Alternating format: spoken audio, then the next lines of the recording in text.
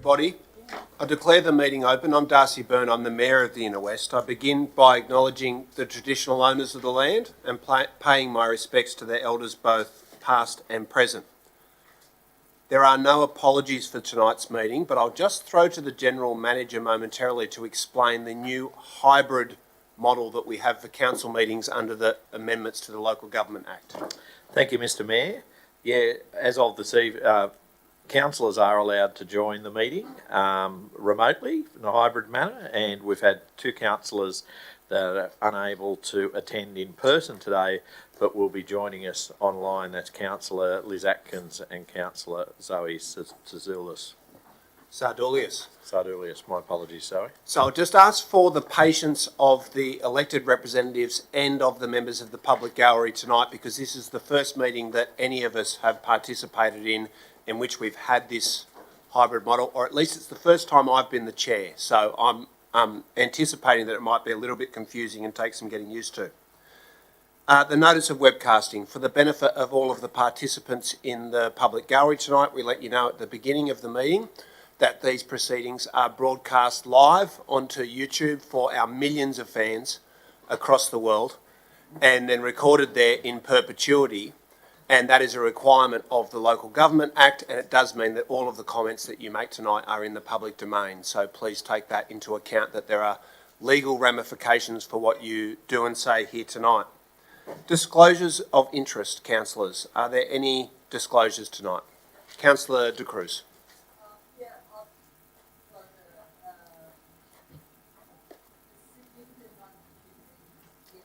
An item on the Traffic Committee agenda.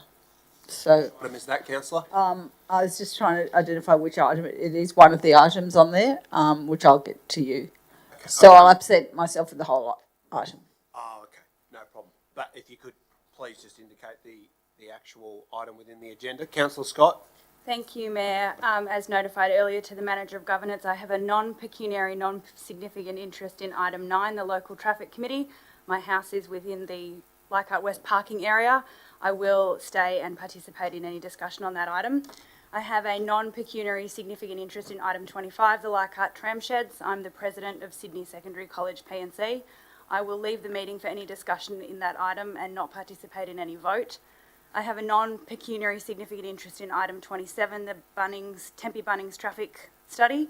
I will leave the meeting for any discussion on that item and not participate in any vote, as I am a member of the Sydney Eastern Planning Panel. Thank you. Any further disclosures? Councillor Howard. I have a non-pecuniary, non-significant interest in item 9, the Local Traffic Committee meeting. I work in the office of the State Member for Summerhill, who has a representative on the Local Traffic Committee. I will remain in the meeting during discussion and voting, as the vote of the State Member is exercised through a representative. Thank you. Further disclosures? There's no further disclosures. Will someone move the acceptance of the disclosures from Councillor De Cruz, Councillor Scott and Councillor Howard? Moved by Councillor Stevens, seconded by Councillor Drury. All those in favour? Against? Declare that carried unanimously. Could I ask everyone to please join me in a moment of quiet contemplation?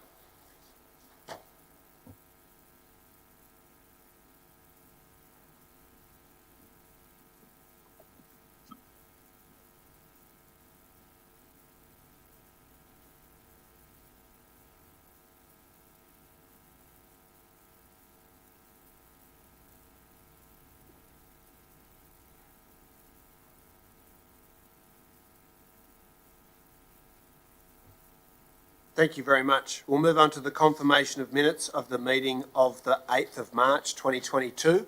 Are there any clarifications or corrections to those minutes? Will someone move their adoption?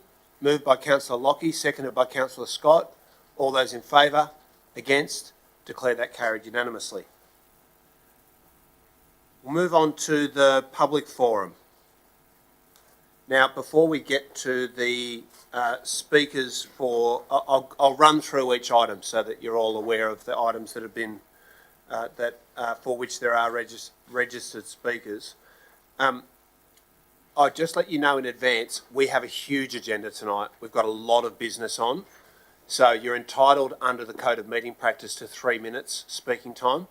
but we're not in the practice of extending speaking time. So we would ask that you do stick to time. If you're the first person tonight, being very passionate, you may feel that it would be good to go for 4 or 5 minutes, but if you're the last person to leave here tonight, you wish that everybody else had stuck to time.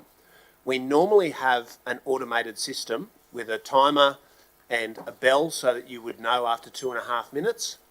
Oh, and Catherine is able to do that. So you hear this bell after 2.5 minutes.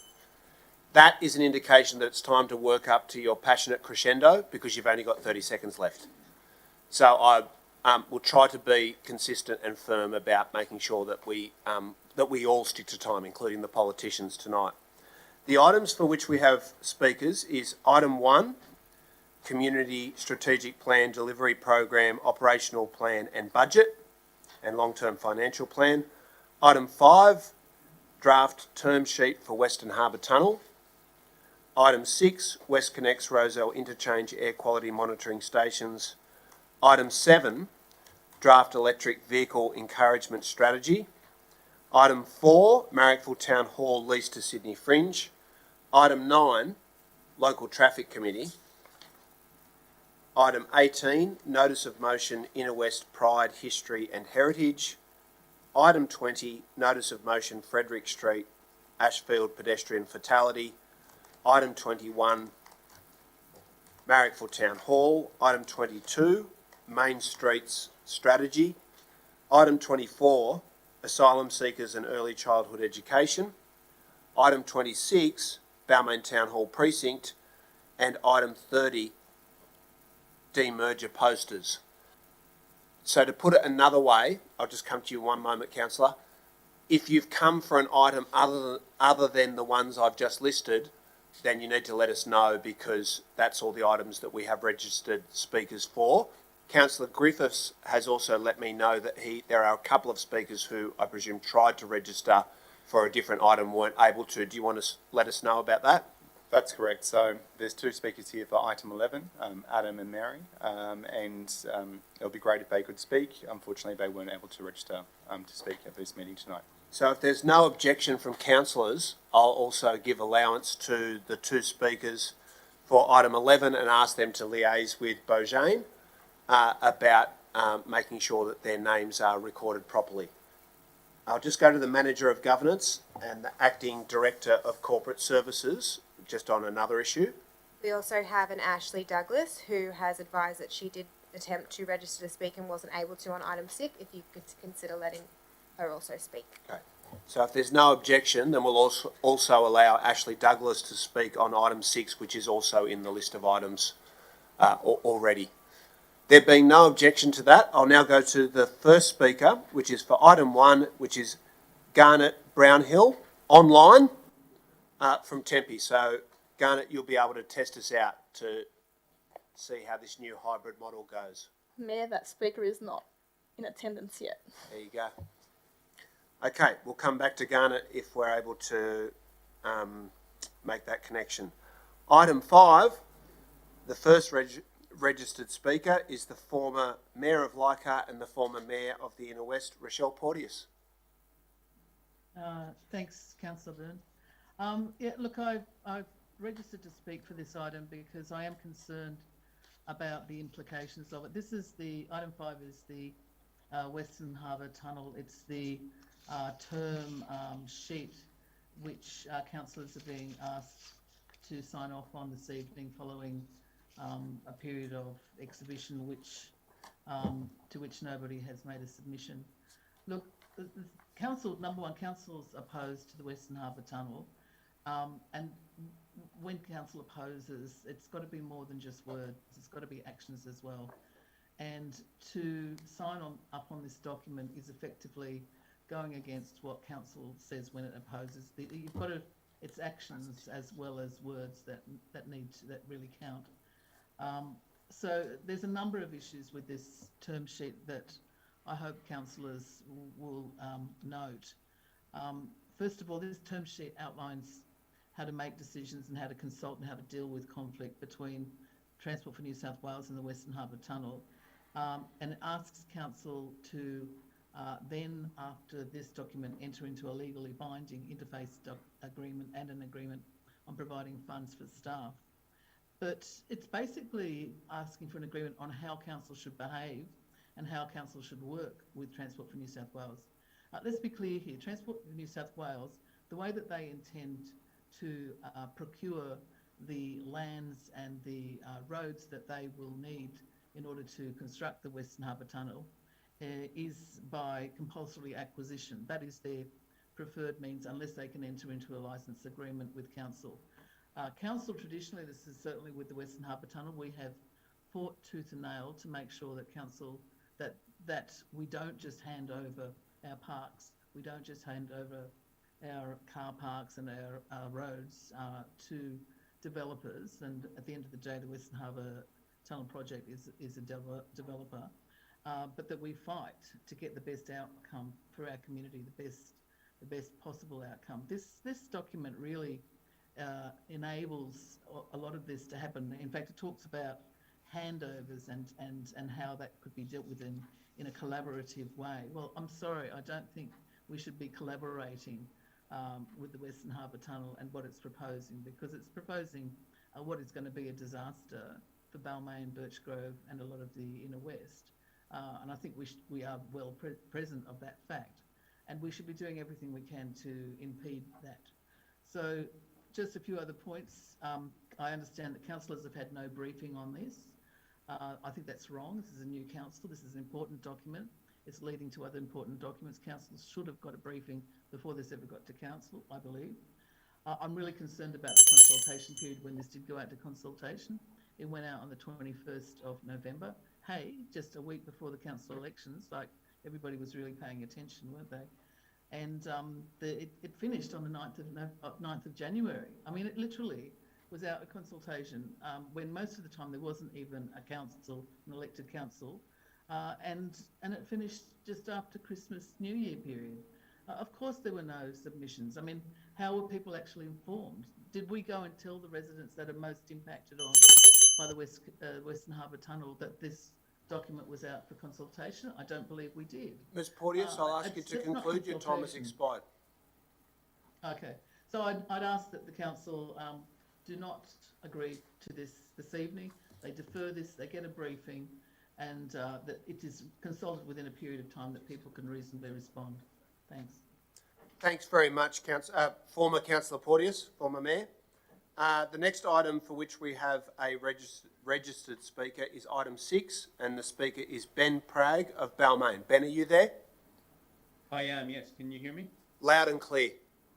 Excellent. Okay. Thank you, Mr. Mayor and the councillors. I really appreciate the opportunity to speak on this matter.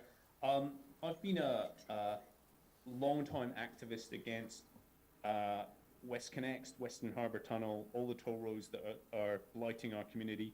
I really understand what the former Mayor Rochelle Porteous was saying there on the previous item.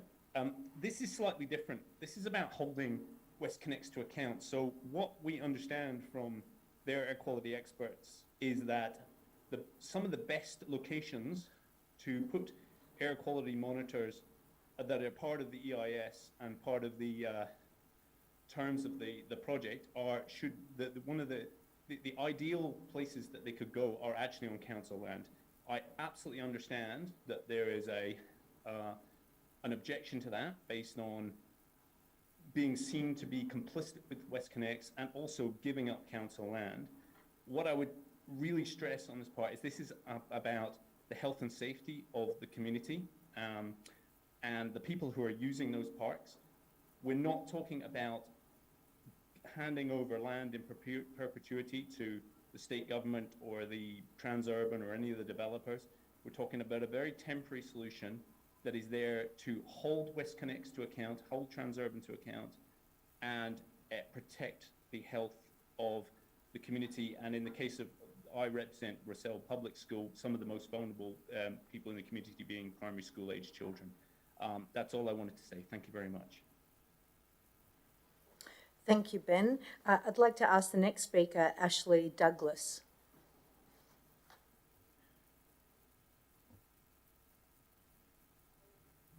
Excellent. Thank you, Council. Thank you for the last minute amendment as well. Apologies for the difficulty on registering.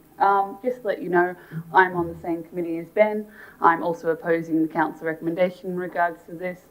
The reason why is just to give you a quick introduction as to what I do. I'm a mathematical modeller and satellite mapper of air pollution. I'm an academic by trade, if you will. But I see that this is a community point. Now, we are not pro-WestConnex. We are pro-community. And part of this, in an interesting way, requires compromise. Not always the best, but it's a compromise to keep them honest. I'm not doing this so that we can help them. I'm doing this so we can help ourselves. The way that we keep people honest nowadays, and let's be realistic, is numbers. Numbers and data, and accurate data at that, keeps them honest. Now, this is a temporary solution. These sites have been reviewed. We've discussed them in meetings of the AQCCC. With their guidance, publicly available information, and the information that they were willing to provide. This is something, I'm a local person myself. I don't like the idea of these sites taking up local land, but I do like the idea and in favour of the idea that what's the point of using this public land, right, when we don't know the exposure levels, we don't know what the impacts are going to be before and after. There is no point having publicly available land when you are going to be exposed to the air pollution on those sites. Let's keep them honest. Let's keep it accurate. Take the emotion out of it, and the emotion is a key thing, but take the emotion out of it because people don't listen to emotion anymore. People listen to data, accuracy, and numbers. I've looked over all of the data that they've provided, and we as a community group have actually gone through all the different options that they provided and the options that we looked at ourselves. And one of the key things that kept coming up, particularly with several sites that we were looking at, was that this was the best way to keep them honest. Okay, so, and I know it will impact those in the community both directly for those who use the space and indirectly, but it's a temporary solution. It's only going to be temporary. These are not permanent structures to what we've been told. So then let's use that data, because the decision we make here today isn't just the decision that's going to be affecting us in our lifetimes. These stacks aren't going away, they're here to stay. So with that, I do actually ask council support in this. I ask that you look at it from a somewhat more compromising view, in that we are able to keep these guys honest, and hopefully from there we can get a better outcome for what we've already got. Thank you. Thank you, Ashley. Now moving on to item number 7, I'd like to invite Roger Cohen to make a contribution. Hi there, can you hear me? Can you hear me okay? Yes, we can hear you. Go ahead. Terrific. Good evening, councillors, and thanks for this opportunity. So I want to just raise a few points about the electric vehicle encouragement item, and I think encouragement is the exact right word that I want to focus on. So the aim of this policy, or this item, is to encourage the adoption of electric vehicles as widely as possible. Now, as you know, at the moment, electric vehicles are expensive, and they're generally the domain of people who've got money, I suppose, who've got facilities to charge their vehicles. And because of that, there hasn't been much focus on developing a public infrastructure. There is a lot of noise from the state and local governments about putting in charging facilities. Most of that is around superchargers, which are the ultra-fast chargers, which are great for doing long distance trips. But there is very little talk, and really sadly, in the sort of 2.5 years that I've owned an electric vehicle, and I'm a resident who does not have off-street parking and does not have parking outside my house, so I have to rely on the public infrastructure. In that time, there's not been a single new public charger in the vicinity, and on the peninsula, there's not a single public charging facility, yet the number of electric vehicles is increasing. So if you want to encourage adoption, and you want adoption from the sectors that do not have off-street parking, that do not have access to charging facilities, you need to put public chargers in places where people like that can get hold of them. And that's not the big superchargers that allow you to put 400 kilometres on your car in half an hour to go on a long distance trip. It's the smaller local charging facilities that are available and should be available on every street corner, every shopping centre, every public amenity, and that is something that doesn't seem to. There's been a lot of talk, but it just hasn't changed. People raise questions around amenity, around you can't take up public spaces, and I say use some sort of pay for what you use type arrangement to make them to control that. You pay for petrol, we can pay for electricity, but we need to make these things accessible. Otherwise, people like me who are seeing the same number of charges but a rapid increase in the number of electric vehicles, which means they're not accessible, are going to not adopt electric vehicles. You're only going to see people who have got off-street parking and facilities able to adopt them. So thank you for that, and I hope to take this into consideration. Thank you, Roger. Moving on to item number 4, I'd like to invite Greg Curry to make a contribution.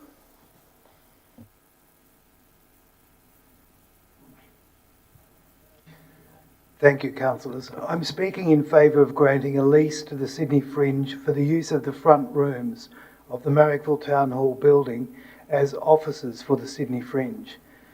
My name's Greg Curry. I'm a director of the Sydney Fringe and also a trustee of 5 Eliza Street, the old Newtown School of Arts, which has been home to the Fringe for over 12 years, both as a public performance and live venue and housing the Fringe offices for 7 years. I'm also an employee of Century Entertainment Group, which is the Enmore Theatre, Sydney Comedy Festival, etc. I'd like to provide some context to the historic partnership between the Inner West and the Fringe, starting from the former Marrickville and Leichhardt councils. The Newtown Entertainment Precinct Association was founded in 2002 by Century and 2 other live performance venues of the Inner West, Seymour Centre and the Newtown Theatre. It was a non-profit collective of 16 live venues to promote cultural enterprise in the Inner West as a live performance destination. A working alliance was formed with Marrickville, Leichhardt and the City of Sydney councils, and many initiatives were realised together. Some of those milestones were the 2008 cultural mapping exercise by Josephine Bennett of Marrickville Council, which showed that the Inner West had the highest concentration of performers, musicians and cultural practitioners anywhere in the country. It also had the highest concentration of live performance venues outside of the CBD, and that has increased since that time. The 2009 economic impact study into the Enmore Theatre that showed the theatre drove $39 million worth of additional elective spending into the area from its 260,000 attendees per year. The inauguration with these councils' support of the first Sydney Fringe in 2010 and the inauguration of the Sydney Comedy Festival. The 2016 Pop-Up Venues pilot program conducted by the Fringe and Leichhardt Council.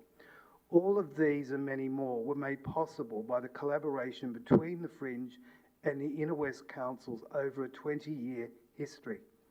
A very quick overview of the cultural and economic impact of the Fringe to the Inner West. The Fringe is the largest independent arts festival in New South Wales. In 2019 presented 1,600 performances across 25 postcodes in Sydney. But after 12 years of the festival, the Fringe remains firmly rooted in the Inner West. The Inner West Live Performance and Music Census, conducted by the National Live Music Office, found that 30% of the Fringe's activity occurs in the Inner West to this day. We want to reimagine and rebuild the relationship with Inner West. The provision of the offices in Marrickville Town Hall will help this great building. Mr. Curry, I'll ask you to conclude your remarks. I will. And I ask that favourable consideration be given to this recommendation. Thank you. Thanks very much, Greg. The next item for which we have speakers is item 9, the Local Traffic Committee, and the first speaker is Angela White of Leichhardt. Angela, are you here? Thank you very much. Good evening, Mr Mayor and councillors, and thank you for having me come along today. First appearance at council, I'm a little bit nervous, but I'll be brief. No need to be. I'm sure you'll be a better speaker than many of us. Thank you. I'm in support of the Leichhardt West parking permit scheme being implemented. I did attend the Traffic Committee on the 5th of April to talk to some concerns I had regarding the interface between where time parking zones and unlimited parking zones do sit next to one another. I don't actually have any access to off-street parking, and I will be immediately next door to the end of the time parking zone. So I'm quite concerned that this will actually lessen the capacity of people like myself to access parking, if, quite frankly, if the unlimited parking is full. And the main issue for us is there's a large townhouse development opposite where most of those people currently park in the street. So it would be anticipated by me and my neighbours that those parking spots outside the front of my property are going to be full. So the thing I actually requested was that consideration also be given to the possibility of parking permits being given to people like myself, having the opportunity to apply for those when we are so close to the time parking. So the Traffic Committee was great. They put a recommendation in that this actually be looked at following the implementation of the time parking scheme. So I'd ask you to support that recommendation so that we can look at what happens for those of us who are going to be maybe a little bit excluded from the time parking scheme. Thank you. That's it. Thank you very much. It was both better than many of the contributions that will come from the politicians and more succinct. Next speaker on the Local Traffic Committee is Martin Bowles of Leichhardt. Martin, you here? Hi everyone. Can you hear me? Loud and clear. Yeah, great. Hi, I'm Martin Bowles. I live in the area that, in recommendation 2 of the Traffic Committee's report to Council, that's in item 13 of that report, includes the extension of the resident parking scheme to the area around the new Epicure development. Just as Ms White was saying, I'd just like to urge Council, she implicitly supports obviously the RPS extension and raised some important issues, which I certainly would concur with, but I really want to take a step back from that and just urge Council to support the recommendations of the committee, in particular the extension of the resident parking scheme in that area surrounding the new Epicure residential complex. Now, that had a bit of a checkered history that some councillors may recall getting that development through, and one of the issues was, of course, parking. And at the time, when it found its way through to approval, it was acknowledged that we would need a residence parking scheme extension into this area once that development went ahead, and it's now at the point of being marketed. So I'd just really like to emphasise that it's very strongly supported in Council's survey, that Council's done an excellent job with the precinct parking study, with the surveys, with the reports, and with the information to residents. Everyone around me in my immediate neighbourhood's been very complimentary,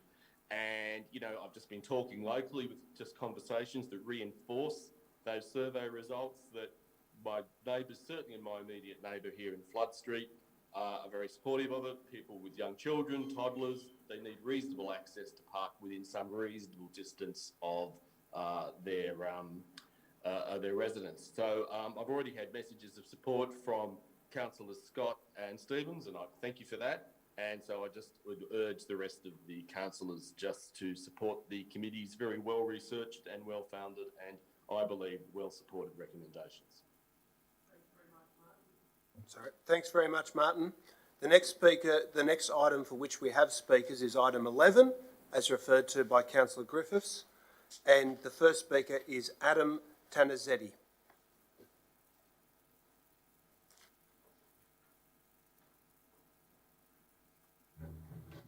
Thank you, and also thank you, Mr. Mayor, for the special consideration to speak tonight. It was somewhat last minute, but it is appreciated.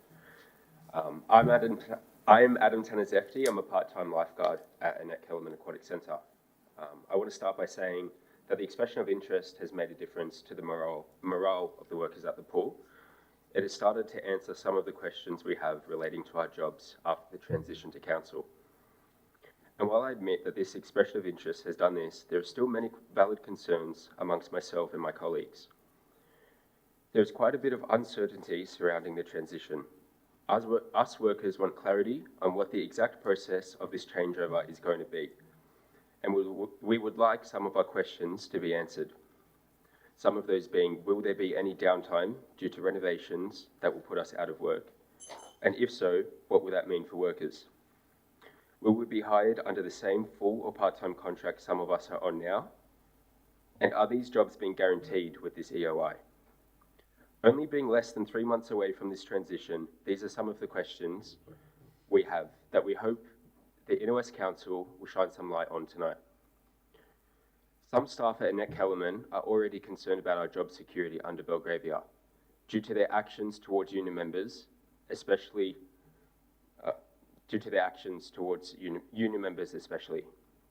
What we want now is that security and clarity to be provided to us by Inner West Council. Thank you. Thanks very much, Adam. And our next speaker on item 11 is Mary Eve Zamagras. Did I get that right?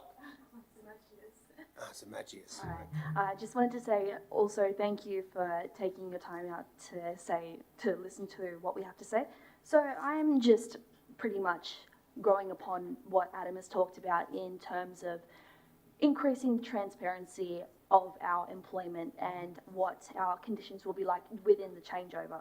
So one of the greatest concerns I've actually heard from a lot of the people who I've been working with is because there's quite a bit of uncertainty when the pool will open, we wanted to ask that there be greater transparency if our employment will be guaranteed when we actually open up, if we're not going to be in Australia or Sydney at that time. I've heard quite a few people estimating when the pool might open again, and a lot of them estimate that they might not actually be in Australia or Sydney at that time.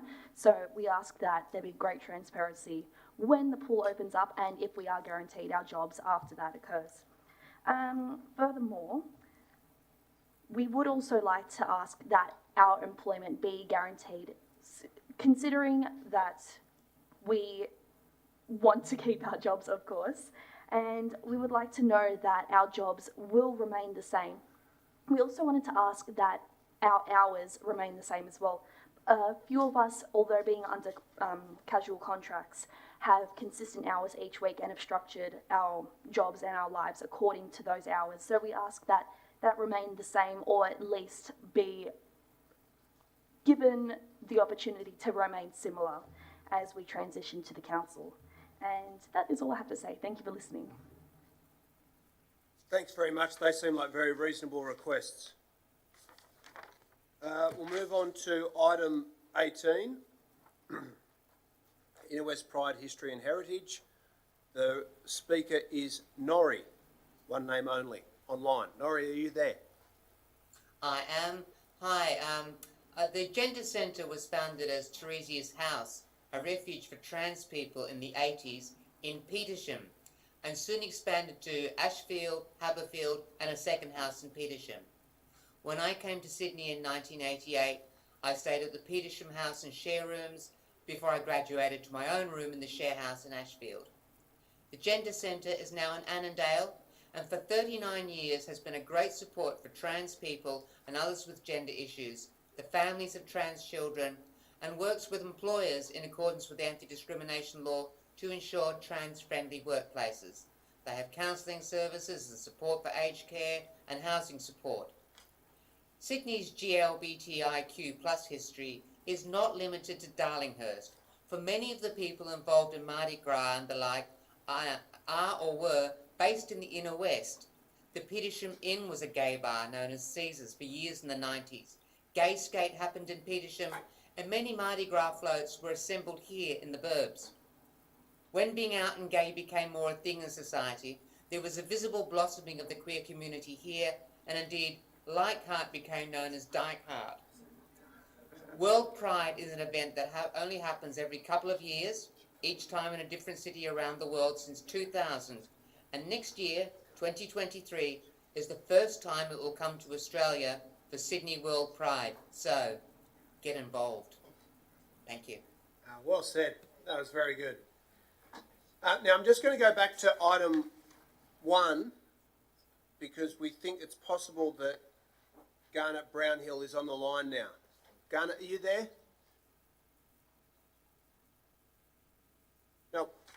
Okay. Item 20. The first speaker is former Marrickville councillor Max Phillips. Max, are you there? Oh.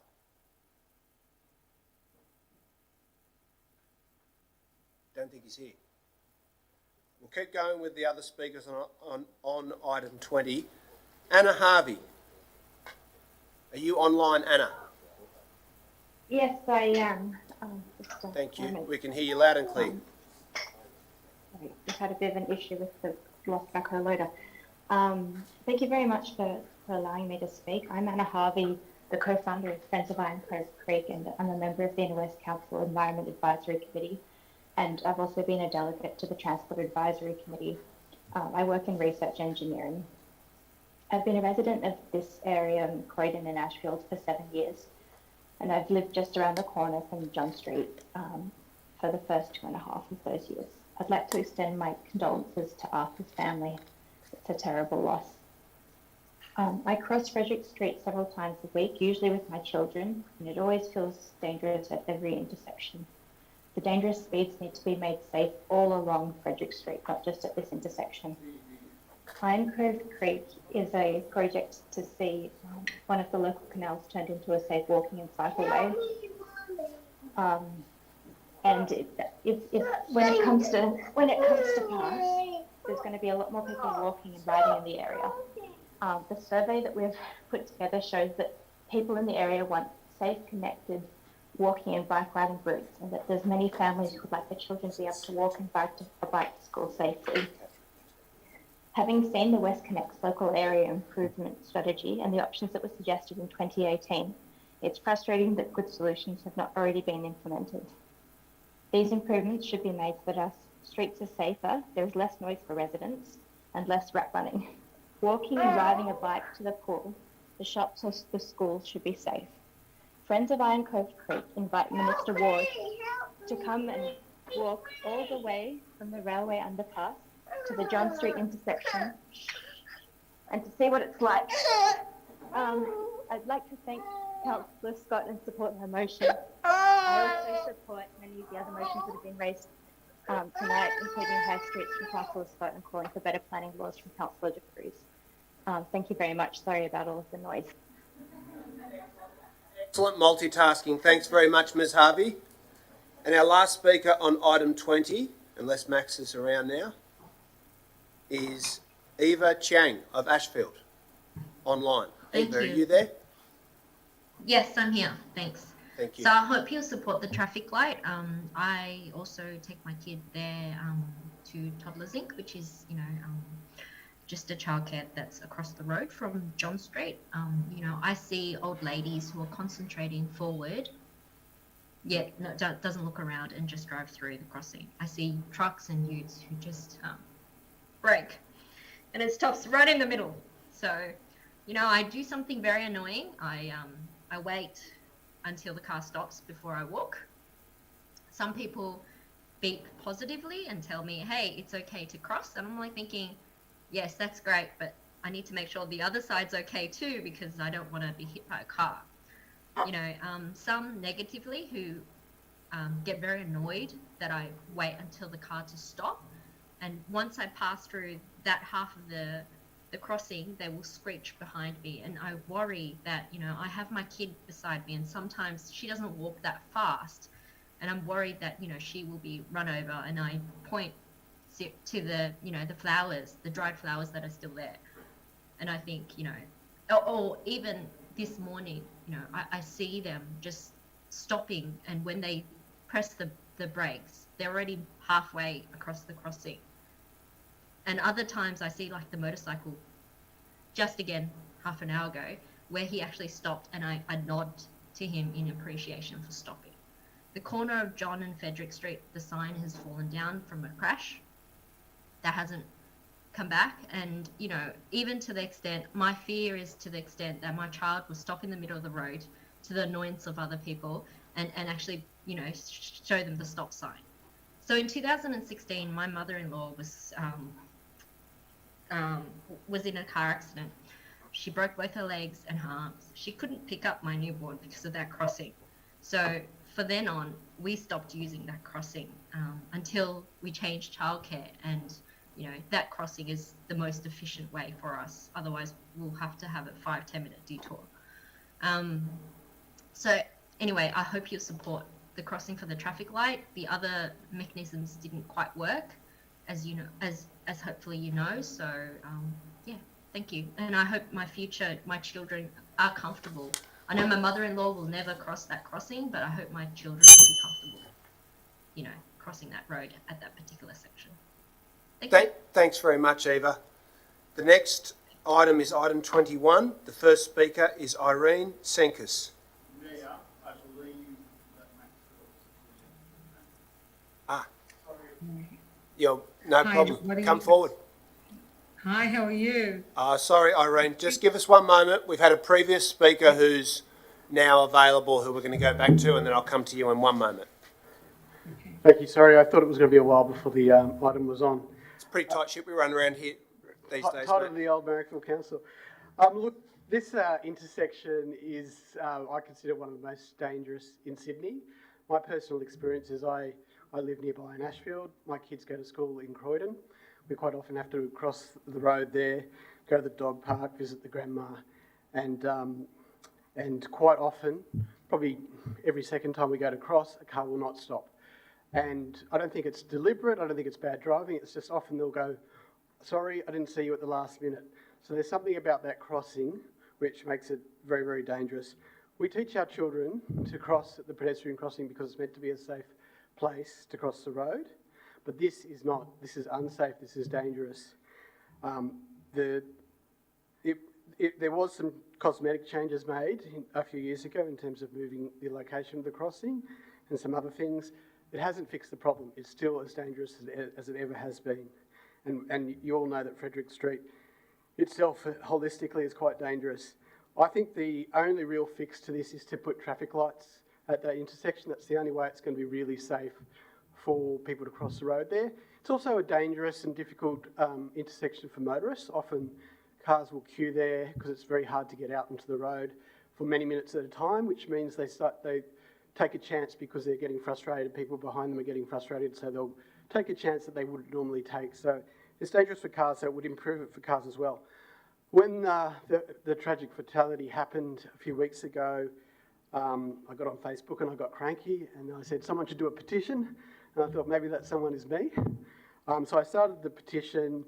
I thought I might get maybe 200 signatures or something.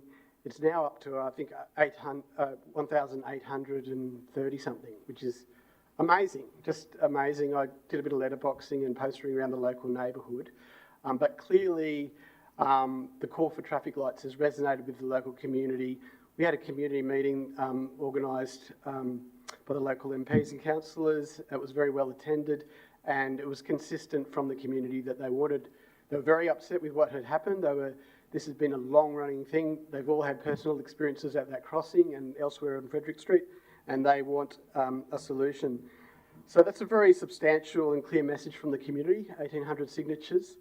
And I hope you've read some of the comments that were on the petition. I think they're very powerful. So I strongly support the motion. Thank you, councillors, for putting it up, and I hope you'll all vote for it. The last thing I want to say is you might meet some technocratic resistance from engineers and the Roads and Traffic Authority, or Roads and Maritime, whatever they're called now. I ask you to persist with this and don't sort of let them obfuscate and slow it down. What we do need is traffic lights. We need it soon before there's another fatality. Thank you very much, councillors. Thanks very much, Max. And on behalf of the elected representatives, thank you very much for the work that you and others have done to build this campaign. It's really been very important. Okay, the next item, we're coming back to you, Irene. Item 21, Marrickville Town Hall. Irene Senkis. Hi everyone, thank you for the opportunity to speak on behalf of Marrickville Town Hall. So my name is Irene Senkis and I'm a resident and business owner in Marrickville. I'm also a committee member of the Hellenic Lyceum of Sydney, the Clinton Association, which are both respected committees in the Greek community. I'm also a dancer and a dance assistant for the Hellenic Lyceum of Sydney, the Greek folk dancers of New South Wales and Procedural in Sydney. Today I'd like to talk about Marrickville's Town Hall, a beautiful building which sits and is 100 years old but is silent. Once it was buzzing with activities, and I'm sure if its walls could talk, they would tell stories of celebrations and parties and theatrical performances, school plays, graduation, dance classes, and of course Greek dances, and so much more. For myself, this hall has been instrumental in my return to dance after a very long absence. I remember walking past the hall where there was music playing, and intrigued I opened its doors and saw a room full of people dancing. To my surprise, it wasn't just Greeks. There was Macedonian and Asians and Australian nationalities all blended together, mixed together, and all having a great and enjoyable time dancing together to Greek music. Needless to say, I joined that class, and I'm still dancing with that group 17 years on, which is one of my dance groups. Also, the committees that I'm involved with are constantly looking to hold functions at such important venues. The Hellenic Lyceum of Sydney would have loved to have hosted a celebration and lectures on the 200th anniversary of Greece's independence and the exhibition of Greece's costumes there. The hall is a perfect backdrop with its historical significance. The Greek folk dancers of New South Wales, my apologies, have previously also held Bimata workshops focusing on dance and cultural education in the hall with much success, and we're always interested to continue our work there if we can. Marrickville Town Hall is the ideal venue for us to educate and pass on our Greek values, traditions, customs to all nationalities, and most importantly to the youth. It is vital in our Greek community as it is welcoming and open, and we can all meet and share information and experiences and make new memories there. It is the integral part of a cultural tapestry that defines Marrickville. It is time to bring our town hall back to life, and the community is waiting. Thank you. Thanks very much, Irene. Our next speaker on this item is Kane Wheatley of Marrickville. Kane, are you here? Thank you. Good evening, everybody. Before I begin, I'd like to acknowledge the Gadigal and Mongol people of the Eora Nation, the traditional custodians of the land on which we meet tonight, and I pay my respect to any Aboriginal people here this evening. My name is Kane Wheatley. I am a resident of the Inner West Council living in Marrickville. I'm a fitness instructor by morning, assistant principal of a primary school by day, and thespian by night. I am a life member of the We are too. I'm a life member of the CTG and currently the production manager on the committee for the society. CTG was formed in 1977 from a dormant Lakemba musical society, following a request by the Canterbury Council to assist with their 150-year celebrations. From them, CTG had a residency at the Orion Centre until the late 1990s. After that, we've been performing at many and various venues throughout Sydney and strive to provide opportunities to perform, produce, and work backstage, as well as bringing theatre into local community for nearly 45 years.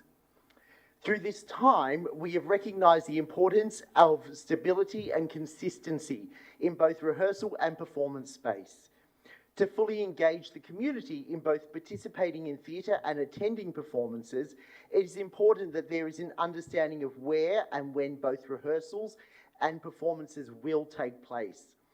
Over time, audiences gain comfort in simple things such as where to park, where to eat, and other activities in the local community.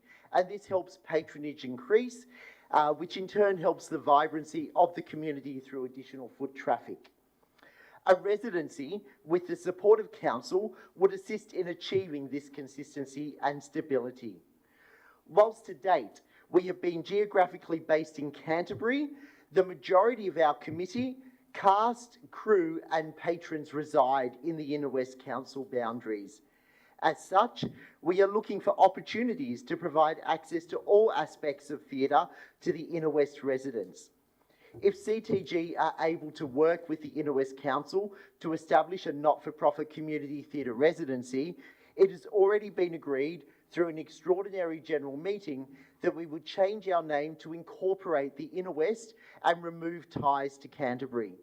Our mailing list of nearly 700 have been notified with broad support received. As a not-for-profit group, we strive to make theatre accessible for everyone. Historically, the cost to hire space for performance is high. To maintain shows of a high quality, this has necessitated increases in ticket prices to cover expenses and reduce the number of performances. Through a residency and access to the facilities of Inner West Council at minimal or no cost, it would enable us to produce shows where we would be able to reduce the ticket prices for the community. We would also then be able to make some tickets available so that the council would be able to provide them to groups within the community for free. I'll ask you to conclude, please, Mr. Wheatley. This opportunity to use the existing facilities at Marrickville Town Hall will benefit the society by increasing our public profile, providing stability for our members, and the overall theatrical experience for our patrons and the Inner West community. Thank you very much for your time this evening. Thanks very much, Kane. It seems clear in retrospect that items 21 and 22 have been merged in the public forum, but that's okay.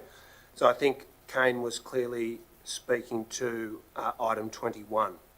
Oh, no, sorry, got that correct. I've got that incorrect. Angelo Corosanos on item 22, notice of motion, Main Street strategy.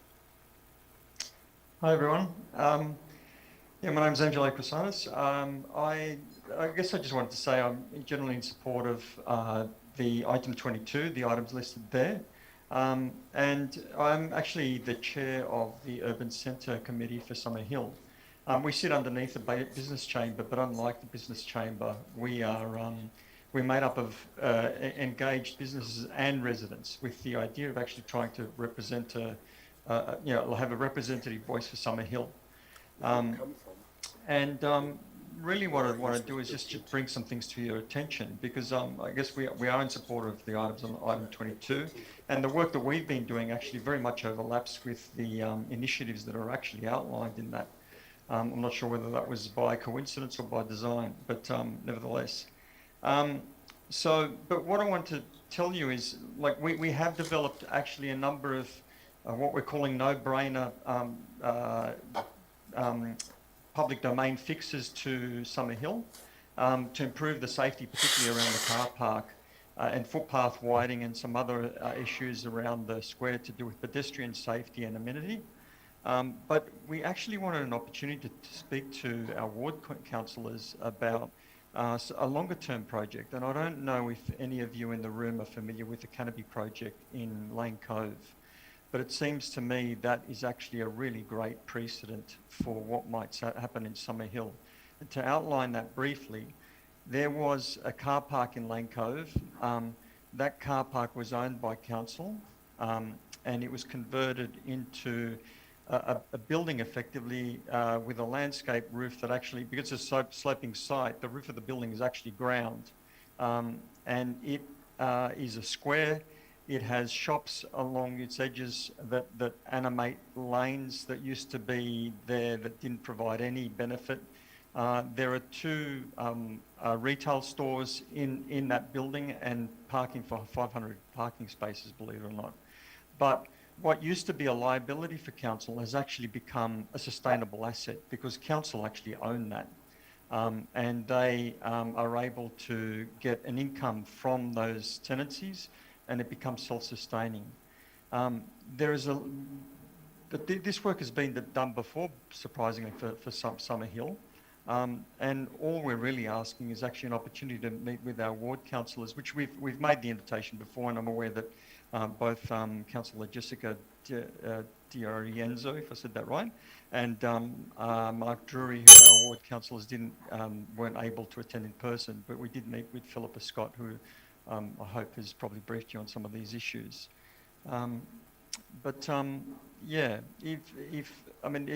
there's no time really to get into the details of that here, but we would really welcome an opportunity to be able to discuss both the short-term strategies, which are consistent with the policy of item 22, but also longer-term strategies that really need to take opportunity now. Mr. Corosanos, I'll ask you to conclude.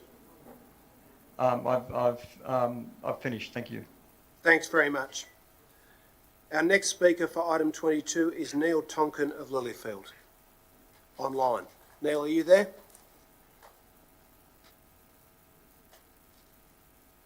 Mr. Tonkin?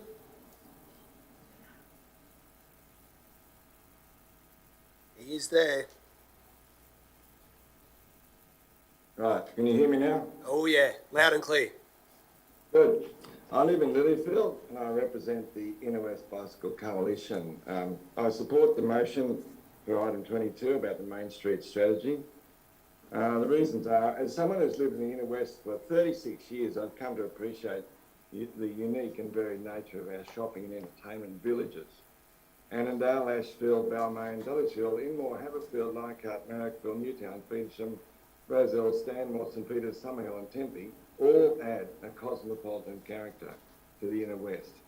It's a compact place filled with many shops, cafes, restaurants, theatres, art spaces, pubs, bars, building and furniture suppliers and clothing shops, well served by trains, buses, light rail, ferries, taxis and rideshare platforms and a small number of bikeways. The apparent convenience of motor vehicles in our local streets brings all these things closer and within reach. However, over time, the number of cars has increased so much and the villages are suffering from lack of safety. Traffic noise, air pollution, road congestion and social isolation due to the overuse of private motor vehicles. We need to bring the street environment back to a human scale where people can meet enjoying the benefits of our main streets with safety and pleasant surroundings. These surroundings could be more convivial for people and a boon to many businesses. What Councillor Scott is proposing in the Main Street strategy is a good step towards transforming the Inner West into a more livable, accessible and safe community. Sensible separation of motor vehicles from our village outdoor dining venues, lowering speed limits in village centres and facilitating active transport options such as cycling, walking and mobility scooters will make a big difference to our lives. Similar measures have been adopted in car-dominated cities such as New York and San Francisco with surprisingly good results. Temporary measures adopted during COVID in the city of Sydney have also been well received. This is well documented in the February 2020 report of the Committee for Sydney in a document called Reclaiming Sydney's High Streets. The benefits of these measures are well documented in Council's recently released Inner West Integrated Transport Strategy, and this initiative would complement the Inner West Cycling Strategy and Action Plan currently developed by Council. I welcome this initiative. Thank you.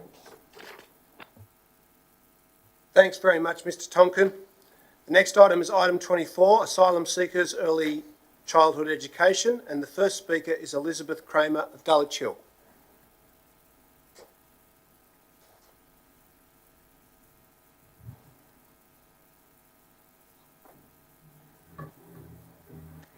Good evening, everybody. My name is Elizabeth Kramer, and I'm speaking tonight in support of the motion that the Inner West Council move to provide free childcare to children of families seeking asylum.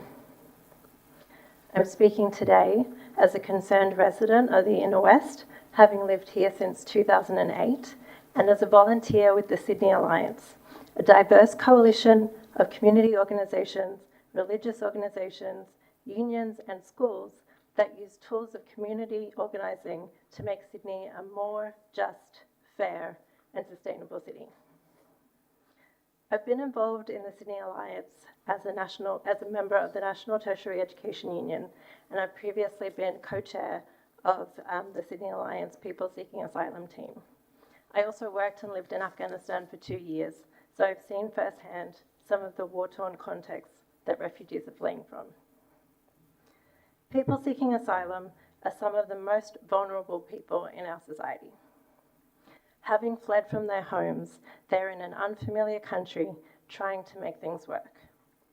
In addition to the trauma of war, the long and often treacherous journey that they have to go through to get to our shores, and the uncertainty of the future, they also have to deal with long and drawn-out immigration processes.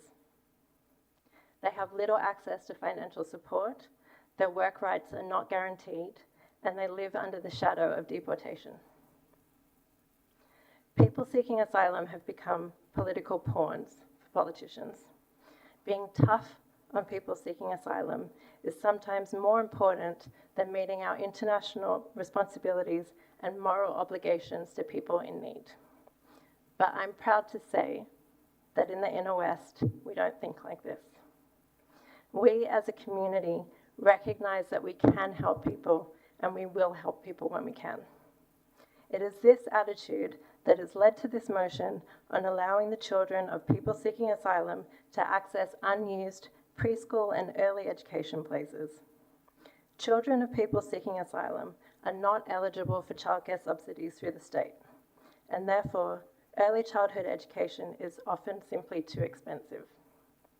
With this motion, we can offer more opportunities to children and their families to access these pivotal services.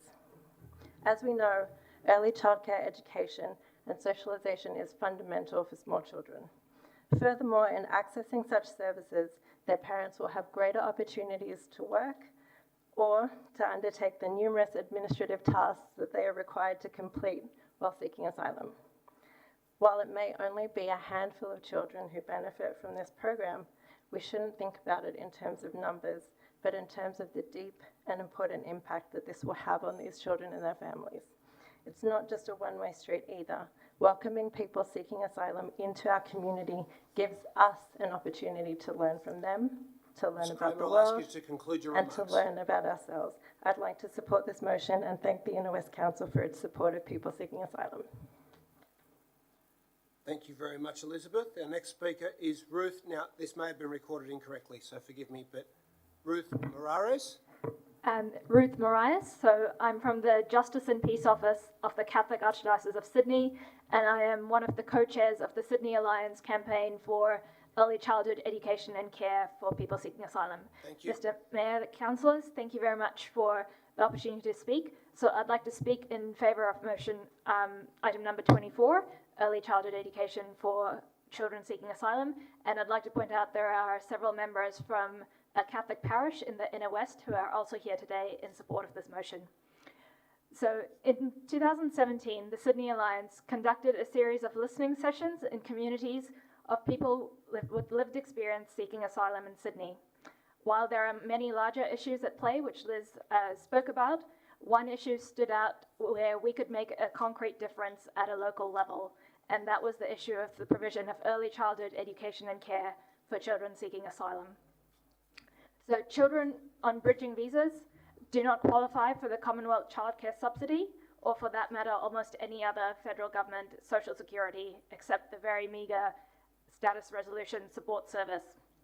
So without the subsidy, it makes early education completely unaffordable for their families. And with the lack of a subsidy, it means these children would miss out on the critical language, cognitive, behavioural benefits of early learning. It would be extremely difficult for them to find, for their parents to find opportunities to work or study or deal with all the other medical and administrative appointments that are necessary to what they're going through. Hence, the Sydney Alliance campaign for early childhood education and care was launched. It began with a delegation of representatives from the Sydney Alliance meeting with Karen Roberts, the Children's Services Manager, and Mayor Carl Asfor of Canterbury Bankstown Council to see how the council could be involved. The council agreed to a pilot program of allocating one place to a child seeking asylum in each of their underutilised council-run centres. A space was usually offered for a child in the year before starting school to better equip that child for school, and it enabled another child to take their place when the first child started school. However, when a space is available, younger children have also been able to benefit. Children were identified through our partnerships with the Asylum Seeker Centre, the Jesuit Refugee Service, and the House of Welcome, which is a division of St. Francis Social Services. A year later, at a celebration of this initiative, Mayor Asper made this a permanent program, and in 2021, the Children's Services Manager also won a prestigious award for her outstanding work on this initiative. And hopefully shortly, we should also be able to hear from someone who's directly in this situation and how this could help. So both parents and early childhood educators have testified to the cognitive and social development in children who have taken part in this program. It has also given parents the opportunity to find work and study, and so far approximately 40 children have been able to benefit, but the need is so much greater. So if this motion is passed, it has the potential to benefit dozens of children, not just right now, but potentially for the rest of their lives. Thank you. Very well spoken. Thank you very much. Our next speaker on this item is Miriam, who is online. Hi, can you hear me? Yes, we can. Oh, good. My name is Mariam. I'm here today to share my experience on how important preschool is for parents, but more importantly for children. When I came to Australia, my son was really young, but he wasn't treated like the other children by the system. He was not eligible for preschool care, and I had to care for him like many thousands of the asylum seekers' mothers. This lack of service not only stopped me from looking for job opportunities and gaining financial independency, but also I couldn't go to English classes and continue my education. This also impacted my son's childhood development. When he started school, he couldn't speak English, which is an important element for every child to make friends, but also to keep up with their studies. It has had many negative impacts that I don't have time to share today, but what I'm sharing today is that the lack of preschool support damages family orientation, families' financial independency, and child's social and educational developments. I hope you understand these challenges and do your best to provide preschool support to children from asylum-seeking backgrounds to empower them for their future, but also allow their parents to have a normal life and work to earn for their families to live with dignity and pride. Thank you so much for listening to me. Thank you very much. Gee, we've had some excellent contributions from the public tonight. Good example for all of the elected representatives. Item 26, Balmain Town Hall Precinct. The first speaker is Michelle Hacking. Michelle, are you there? Good evening and thank you, councillors. What a welcome motion this one is. For years, our community has guarded the Town Hall and begged a succession of councils to protect and upgrade the building and its heritage precinct. A brief background would assist councillors in enthusiastically endorsing this proposal. There was a Balmain Town Hall Committee. It was established because there had been a proposal for a long-term lease of the Town Hall to a private company. The trade-off was a financial return for upkeep. That could never have been tolerated because the community was to be excluded from using the Town Hall. The building is part of our community's social hub. It has hosted school speech days, public meetings, concerts, opera performances, balls, family gatherings and bush dances, just to name a few activities. There is nowhere else that Balmain considers its place to go. The Town Hall is also part of an historic precinct. Another aspect of the committee's work was to protect the Glass House. Save the Glass House, through the Buy a Brick campaign organised by Kathleen Hamey, was crucial in maintaining the heritage buildings in their designed association. When the opportunity arrived for open space in front of Telstra's building, the community supported dedicated efforts led by Fergus Rickey to achieve the square. At one point, the debating council was a choice between upgrading Dawn Fraser Pool and achieving open space, with the removal of the old phone boxes at the Telstra site. A number of people urged council at that time not to lose the opportunity that was offered. I think we can all be proud that both the heritage projects have been achieved. This community values its Town Hall and heritage precinct. Engagement in upgrading and protecting it all is welcome and vital. Thank you. Thanks very much, Michelle. Our next speaker is Lisa Tatman of Balmain.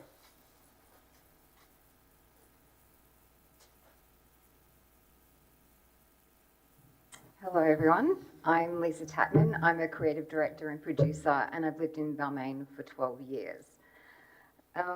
So to address this item number, I would like to support the motion that's been put forward by Darcy Byrne, the Mayor. 12 months ago, my local Balmain creative collective, My Kind Co, revealed a reclaimed and dramatically transformed community space at the Balmain Town Hall as contribution to the Balyudari Inner West Fest program. Ceremoniously, historical white male portraits of local government were taken down from the walls in a creative process to raise the presence, the voice, and the vision of local female-led creative communities. Through the artwork of leading female artists and inspired female subjects, the exhibition uplifted the connected community through our exhibition and inspirational program of events. We brought creative life to an underused and neglected space residents had forgotten or didn't even know existed. Beside the town hall, Mother Nature was again visible in the glass house and surrounds, filled with native bee-attracting blooms and buzzing with a variety of creative workshops. The forgotten precinct once again felt alive, beautiful, innovative, relevant, welcoming and connected. This pilot by My Kind Co was a wonderful success. The future potential is endless and the future looks bright. Then another COVID lockdown hit, and hit hard. Our once vibrant community was again disconnected, disenchanted and deactivated. The whole civic precinct fell quiet and looked worn out, exhausted and in good need of a haircut, as we all did then.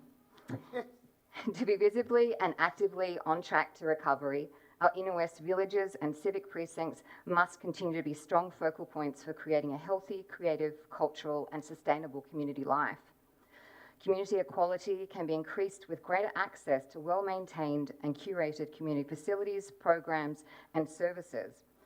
Cultural and community vitality will emerge from renewed rates of participation in artistic expression, performance, exhibition, events and festivals. Open space, environmental and greening engagement will grow not only our urban canopy, which is much needed in the Inner West, but our sense of purpose, healing, recovering from the pandemic and the cultural wounds of our past. Our local government must actively support our creative economies that give the Inner West its beating heart and sense of identity. Our town halls historically were buildings for active and engaged community, sharing of ideas, knowledge and debate, creating a sense of inclusion, understanding and a duty of care. The Balmain Town Hall and the whole civic precinct on Darling Street, though revered for its beautiful and imposing history, is neglected and in visible poor health. It needs rejuvenation and regeneration now. We wish to see the community placemaking happen at its best. Committing to partnerships, cooperation between state government, council and community, the community will lead this positive change. So let's step out of the history that's holding us back and step into the new story that you're willing to create. Thank you. Thanks very much. Very well said. The last registered speaker that we have tonight is Michelle Hacking again for item 30, demerger posters. Michelle, are you there? Yes, I'm sorry. Thank you. Good evening, councillors. I think my views are shared by many residents in the Inner West Council area. The vote of 62.5% represents a strong message that the community wants to demerge. This motion is communicating the message that Council is actively working on a demerger case. In the months since December 4th poll, Council has shown little enthusiasm, indeed support, for implementing this policy. The February meeting noted the poll result, but our community was not informed of the process that was to be followed until last Thursday. That meeting was well attended by the community, but despite invitations being issued to all councillors, very few attended. Hopefully they've been able to watch the stream version to hear about de-amalgamation elsewhere. Lack of councillors at the meeting and the result of a staff survey indicate a conflict of interest. If up to 70% of staff voted in favour of remaining in amalgamation, it seems to be impossible for them to act wholeheartedly to achieve what the community actually voted for. Loss of salary and influence in smaller, more people-friendly councils would always be a consideration in their actions, and that's understandable. It's time that councillors and staff recognise that the community will not accept glib words and a facade of action when there's no real intent to achieve de-amalgamation. That point leads to transparency. Transparency has been non-existent. Think about the process so far. Morrison and Lowe has been engaged. How was that choice made? Which members of the community contributed to the decision? How much is expected to be spent? Was there a tender? There are endless questions and no details about the process were to be given until May's meeting. Without the community's input now and questions being asked by some councillors to voice concerns, we would have gone for another month and a half without any information. That's not transparent. This motion is yet another attempt to help with transparency and show the community that councillors and staff will fulfil their obligation to implement the demerger sought by residents. It's not a political issue. The vote was very clear. It's now an issue of integrity and response to community will. The request is for posters or pamphlets. Discussion may very well embrace other forms of communication. Essentially, steps have to be made and a genuine effort is needed to implement this decision. Ms Hacking, if you could conclude your remarks, please.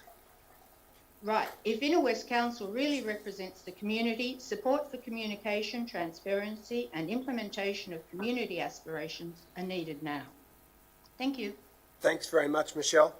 That concludes the registered speakers from the public gallery. Oh, sorry, we've got Mr. That's not Mr. Garnett. Garnett's his. Garnett Brownhill is online. Garnett, are you there?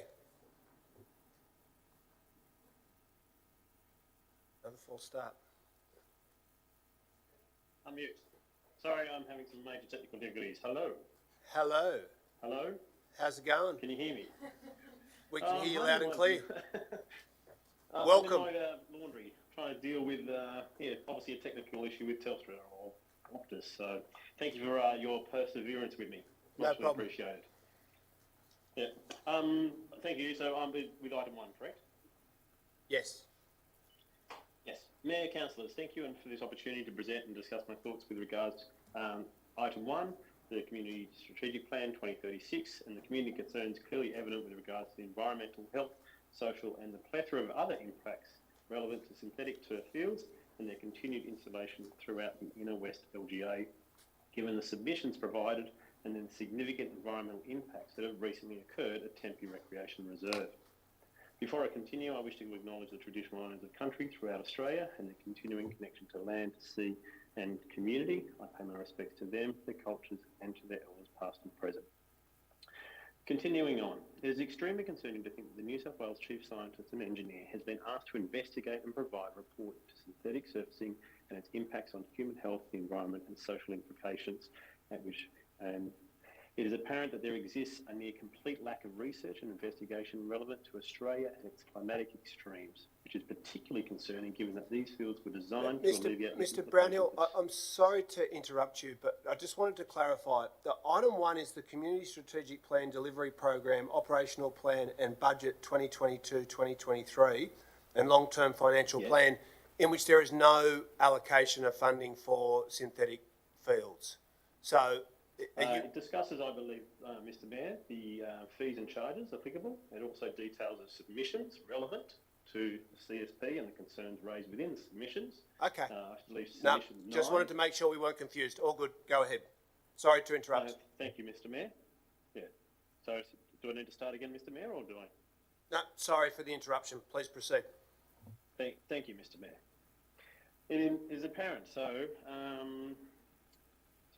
as Inner West Council is only too aware, the environmental unknowns are only too evident with the recent cork migration and the pollution event that occurred at Tempe Recreation Reserve. This pollution event generated a substantial loss of cork in the area of 5 tonnes, I'm led to believe, that was needed to be replaced as such has clearly led to 5 tonnes of cork being dispersed into the local environment. Obviously, there are concerns with regards to the environmental implications of the continued use of synthetic surfacing within the LGA. Heat impacts, with fields being recorded at 88 degrees Celsius on a 28-degree day, and cork only being 4 degrees cooler than that in studies from overseas. This should raise alarm bells for anyone contemplating synthetic surfacing, and clearly further investigations should be undertaken by councillors and council staff to ensure that members of the community are not placed at risk, especially in the knowledge that an 88 degrees Celsius, which is what the surface temperature was recorded was, causes serious skin burns occurring within seconds. It is incredible to think that these temperatures would be encountered on surfaces being placed within community open space and parkland, contributing to urban heating, which again would go against your community strategic plan, designed or indicating an ecologically sustainable NOS council. Further to this, it also would go against the concerns with regards to zero waste, greenhouse gas emissions, zero waste, safe and healthy urban environments, and accessible parklands that would seemingly not be aligned to community expectations and desires, and also not in line with an ecologically sustainable inner west.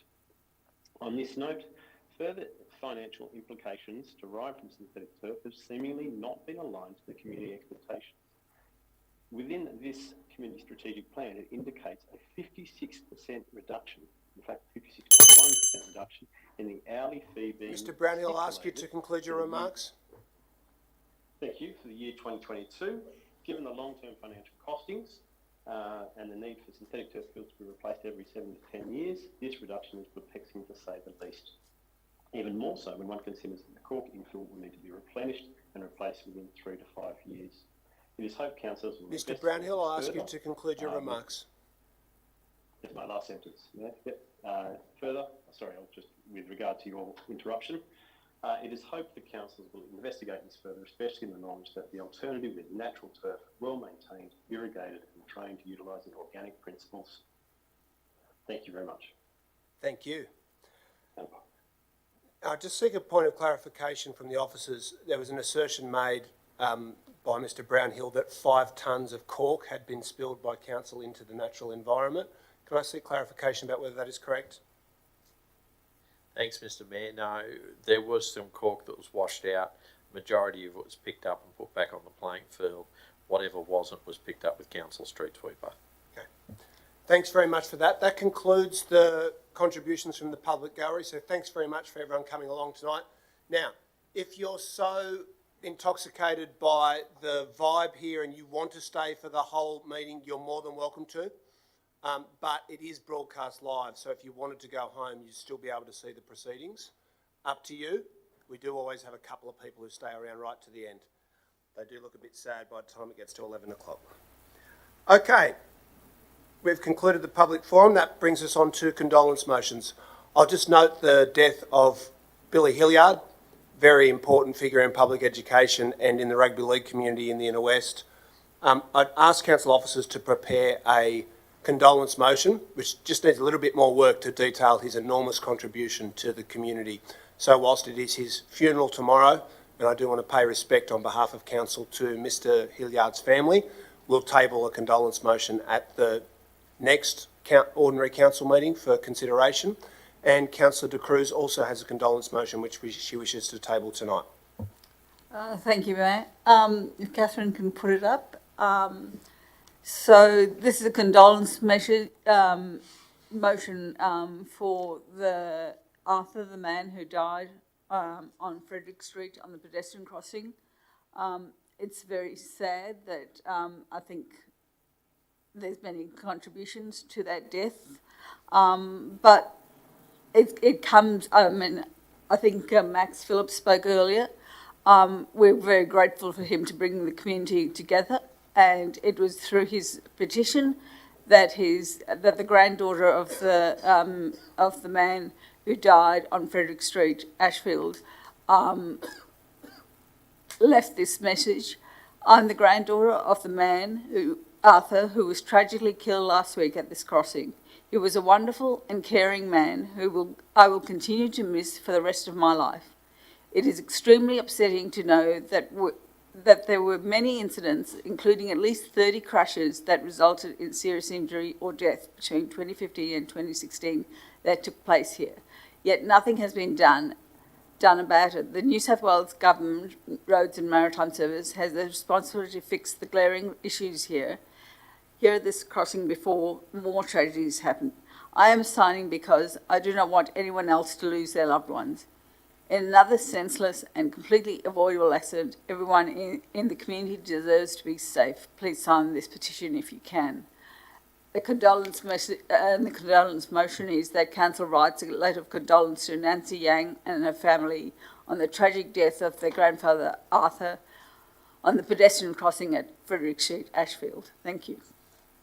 Thanks very much, Councillor De Cruz. Is there a seconder for the motion? Councillor Scott, do you wish to speak to it? Nothing further. We express our sincere condolences to the Yang family. Thank you very much for that. Are there any further contributions? If not, I'll put that motion. All those in favour? Against? Declare that carried unanimously. Councillors, that brings us to the mayoral minutes, of which there are two. The first is, well, I'll read for you. That Council 1 convene a public forum on the Uluru Statement from the Heart, inviting representatives of the From the Heart campaign to attend and help inform the Inner West community about the statement and the proposed referendum on incorporating a voice to Parliament for First Nations people into the Australian Constitution. Second, that we congratulate Cherie Toke on her campaign to have the Aboriginal flag fly permanently over the Harbour Bridge and call on the New South Wales Government to act immediately to implement this overdue act of recognition and respect. And thirdly, that we seek to adopt a new protocol for flags raised over council buildings in which the Aboriginal flag takes precedence over the New South Wales flag. There's no need to elaborate on the importance of the Statement from the Heart, which has been endorsed unanimously by this council and incorporated into our community strategic plan. A public forum which the council could convene is something that has been endorsed also by Local Government New South Wales as an appropriate and useful form of civic engagement for all councils across the state to help to inform the populace about this very important national issue. And in regards to the flying of flags, I would like to, for us to simply adopt a new protocol, but it seems as though it will require some investigation as to whether there is a statutory requirement to fly the New South Wales flag as a priority over the New South Wales flag, over the Aboriginal flag, or whether that is simply a guideline. Either way, the council is able to take an in-principle position tonight that we would like to progress that, and obviously we'll need to liaise with the New South Wales and federal governments about that. So I'll put that motion. Councillor Griffiths. Thank you, Mayor, for your continued advocacy on this issue, campaigning for voice, truth and treaty. 234 years of colonisation, occupation and violence, 234 years of injustice. This council, along with all levels of government, needs to take every avenue in pursuit of decolonisation and recognising the truth of Australia. I too am concerned about the Aboriginal flag being taken down to make room for other flags. If a flag needs to be removed to make space for another flag, whether it's a flag for a particular group, such as the LGBTQIA community, or a flag of another nation state, the Aboriginal flag should be the last flag to be considered for removal. I do wonder how prevalent the New South Wales flag is on council property, and I think the Aboriginal flag should also take precedence over the Australian flag, and to that effect I'm putting the amendment which is on the screen. Thanks very much for that. I'll seek some advice from council officers momentarily. Further discussion, councillors? Just while everyone's making up their mind if they'd like to speak to it, I'll just check with the General Manager. It's okay if you need to take this on notice. I don't believe there are any instances of there being a single flagpole in which the Australian flag flies and the Aboriginal flag is not able to, but are you able to identify whether that occurs at any locations? Not that I'm aware of, Mr. Mayor. Okay. On that basis, and given that this will be subject to further review, I won't accept the amendment. I thank Councillor Griffiths very much for the fine sentiments that he has made. And I think we're all in agreement about how important this issue is. Further discussion? There's no further discussion. I'll put the mayoral minute. I'll put the amendment. I'll just check whether there's a seconder for the Griffiths amendment. Seconded by Councillor Shetty. I'll put that. All those in favour of the Griffiths-Shetty amendment, please raise your hands. In support, I have Councillors De Cruz, Langford, Griffiths, Shetty, and Atkins. All those against? Against, I have councillors Stamoulis, Lockie, Drury, Smith, Stevens, Scott, Howard, D'Arienzo, Sardulius and myself. That has been defeated. I'll now put the primary motion. All those in favour, please raise your hands. And I believe that has been carried unanimously. Is there any councillor against the motion? That is unanimous. Brings us to the second and last mayoral minute. Local matters, public forums in every suburb of the Inner West. I think one issue that we could all agree on is that there really does need to be a stronger collective effort from council, and by that I mean the executive, the management and all of the elected representatives, to make sure that the organisation as a whole is listening to the community, and that there are more opportunities for constructive conversations, direct face-to-face conversations between elected representatives and citizens, and between the executive and the management of the council and local citizens. My friend and mentor, a very great Australian, Tom Uren, who was a former local government minister under the Hawke government, had a philosophy that local government was the most important level of government because it is closest to the people. I think we would all agree with that. And it's a real challenge for a council as large as ours to make sure that those deep local roots don't wither. And it's really important that we all contribute to the effort to make sure that local citizens are being heard here in the council chamber. And the best way for us to do that is to make it systematic. Councillors are aware, not everybody agreed, that we would reduce the council meetings from one a fortnight to one a month. In essence, what I'm proposing through this resolution is that that extra meeting would be replaced by a direct public forum held in local suburbs across the Inner West, rotating on a monthly basis, so that all of us can hear from the community directly about what they need and about how the organisation can be improved. And I don't think it will work unless we all commit to it. That's what I'm seeking to propose through this resolution. Councillors will also be aware that there are a number of measures here in regards to stalls that could be held in our main streets as a customer service measure, and I will go to Councillor Scott momentarily to speak to the importance of those.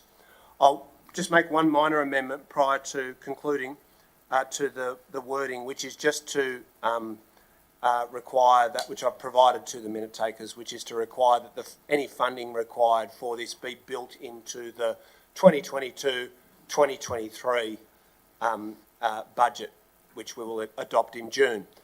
This is not something that has a big financial cost, but it requires effort. And I think it's important that we all commit to it tonight, that we will put the time and effort in to really listening to our local communities. Councillor Scott. Thank you, Mayor Byrne. It is so important that we hold meetings where we engage residents in their place and on their terms. And so to that end, taking council out of the chamber and into the community is critical.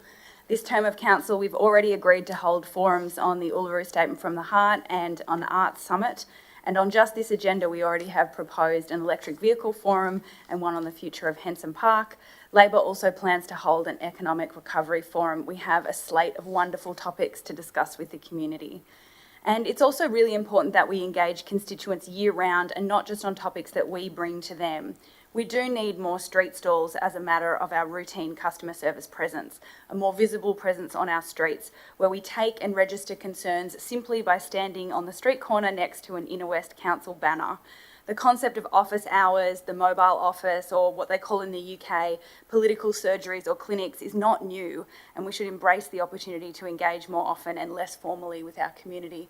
I commend both of these opportunities to the rest of Council. Thanks very much, Councillor Scott. Further discussion? There being no further discussion, I'll put that motion. All those in favour? Against? Declare that carried unanimously. That brings us to the business papers and to the items tabled for consideration. Mayor. Councillor Drury. May I move item 1 in an amended form that will appear before you? You may. Councillors, Tonight we put on public exhibition our 4 most significant documents. The Community Strategic Plan, the Delivery Plan, the Operational Plan and Budget, and the Long-Term Financial Plan. These documents are based on the work that we have done with staff since we were elected and the community consultation that has occurred leading up to it. I thank the staff for the preparation of these documents. These documents take hundreds, if not thousands of hours to prepare. We note that this process was somewhat truncated because the election was held late because of you know what. But we have had some good discussions since we've been elected with the directors in relation to some of these key matters. Councillors, tonight I suggest rather than debate the minutiae of these documents, we put them out to the community and see what the community thinks. I know the staff will do their best to consult with residents, and I even hear our general managers very keen to star in another public meeting presenting these documents. I look forward to that. But I'd also encourage each councillor to draw to the attention of residents and local community groups who think that council's priorities should be different from what's in the budget and what's in these plans, and ask them to make submissions. I'd also encourage councillors who think priorities should be different to actually bring this up at the next meeting, because it is far better for us to actually plan, to do things and to budget than to be continually dealing with things on the run throughout the year.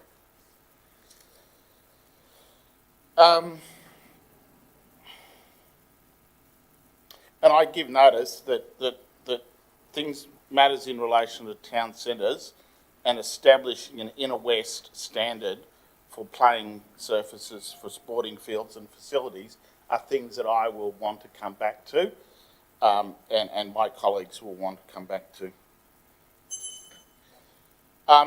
In these documents, I also note that we're being forced to apply for a special rate variation because of the very curious decision of IPART with their ridiculously low rate peg. This will simply bring us back. May I have 2 more minutes? A minute.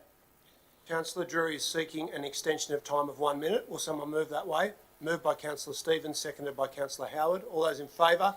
Against?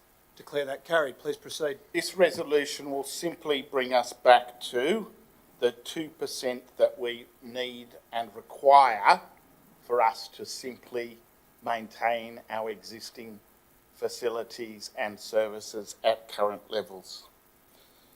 So the budget, something dear to my heart, has a small deficit projected. This is not a bad outcome when you consider we've got an operating expenditure of over 253 million. We've got an ambitious and great capital program of over 171 million. And importantly, we have maintained our asset renewal funding ratio at 110%, which is fundamental if we are going to have a long-term strategy to look after our assets. Councillors, I commend these documents, this resolution to you. I seek your support and I look forward to the community's views in terms of these 4 most significant documents that we will vote on this year. Thanks, Councillor Drury. Is there a seconder for the motion? Seconded by Councillor D'Arienzo. Thank you, Mayor. I also wanted to acknowledge and thank the staff who prepared this suite of plans to bring our community's vision alive through carefully detailed and considered short, medium and long-term planning. Thank you, Councillor Drury, for outlining the importance of the suite of documents. I note that the CSP has been shaped, reviewed and refined already by a large and diverse range of people when it was first adopted in 2018 and has gone through further community engagement more recently. These will now go on public exhibition for 28 days, and I'd like to strongly encourage residents, community groups and businesses to get involved and provide input before the final documents are brought to the June Council meeting for decision. Thank you very much. Further discussion, councillors? Councillor Griffiths? And I rise to express my disappointment in the removal of the staff recommendation to reduce the current 8-year phase-in period for the rates harmonisation to 4 years. The 8-year phase-in means 15 years. That's how long residents will have to wait to see their rate system in the inner west to be put in place. 15 years is too long for justice in Ashfield. The Ashfield area is currently paying a disproportionately high amount of rates compared to the two other previous council areas. It's not like Ashfield's is the inner west big end of town. We've spent 6 years harmonising services. Supporting such a long phase-in period means inequality for longer, and in this case would disadvantage to Ashfield, where the land values are less in comparison to many of its neighbouring inner west suburbs.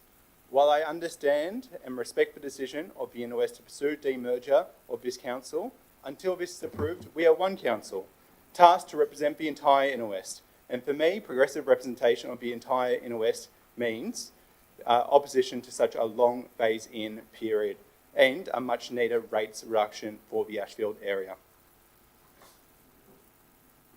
Thanks very much, Councillor Griffiths. Further discussion? Councillor Shetty. I'd just like to take the time to thank the staff for all of their work on the community strategic plan and the delivery program and budget. I know that's been a great deal of work has gone into putting this together, and I am keen to see this go out on exhibition and get the feedback from our community. I also just want to flag our concerns about cost of living. We know that people are really doing it tough at the moment. There's a housing crisis, there's a rental crisis, there's housing affordability, both rentals and homes. Petrol prices have gone up, cost of groceries have gone up, and we are concerned about the rate increase and what that might do for households, and similarly concerned about planned increases to some of the fees. But we do appreciate that the IPART rate peg was extremely low, and it is a difficult issue to reconcile. So we look forward to hearing community feedback on all of these documents, and thanks again to the staff for putting this forward. Thanks very much for that. Further discussion? Councillor Stamoulis. Mr Mayor, fellow councillors, it's always a shame that these documents have not yet evolved into a series of documents that can be read by the average resident. They're very complex, very difficult to understand. Very limited summarisation. I'd hoped in the years that we were going to make some progress on that, in actually trying to engage with our residents on the basic operations of council, on its budget, but we don't seem to have progressed that very far over time. It's probably one thing that we should look at. The other disappointing thing in these documents were that there was no reference at all to, in fact, the single biggest thing that our community have asked for, and that is to demerge the councils. Not one reference in any of these documents. Hundreds of pages, I believe somebody said thousands of hours into a document, and not one reference is made to the fact that we had a major community poll. I think that's a terrible miss, but I assume I know the reasons why, and I'm expecting other councillors know the reasons why that there's that huge omission in our documents. But I think it's time to start thinking about summarising this for our residents, making it clearer, and it's far too complex. Thank you. Thanks, Councillor. Further discussion? There's no further discussion. I'll go to Councillor Drury for a right of reply. Thank you, Mayor, and thank you, councillors, for your contributions. Councillor Griffiths, I think we both understand the situation in relation to the contribution of those people in the old Ashfield area to the overall rate bill. I also understand that we are going through a process with the state government in relation to demerger. It was felt to be preemptive to actually deal with the question of the rate harmonisation whilst we were going through that process. It was also felt that it could create incredible chaos if a decision was taken to demerge by the state government. And Councillor Shetty, I thank you for your contribution. I understand what you're saying about cost of living, and I think it is being felt in our community and across the board. I'll simply point out that if we are not talking about taking the rate rises or not talking about increasing some of the fees and charges, then we need to indicate what we are prepared not to do. We need to indicate what services we are not to provide, what hours of libraries or pools we need to wind back. These are the sorts of real economic consequences of not accepting and adopting the point in relation to both the special rate variation and the fees and charges applied. I'm up for that discussion if you are. Okay, thank you for that. I now put the motion. All those in favour, please raise your hands. All those against? That has been carried with Councillor Stamoulis being the sole person in favour of not adopting a budget. Mr Mayor? Councillor, the Deputy Mayor. I move a procedural motion that items 2, 4, 6, 8, 14, 15 and 25 be moved in globo and the recommendations contained within the report adopted, and that Council change the order of business to bring forward these items. Would you like me to repeat the numbers? Yes, please. 2, 4, 6, 8, I feel like I'm at bingo, 14, 15 and final number 25. Bingo.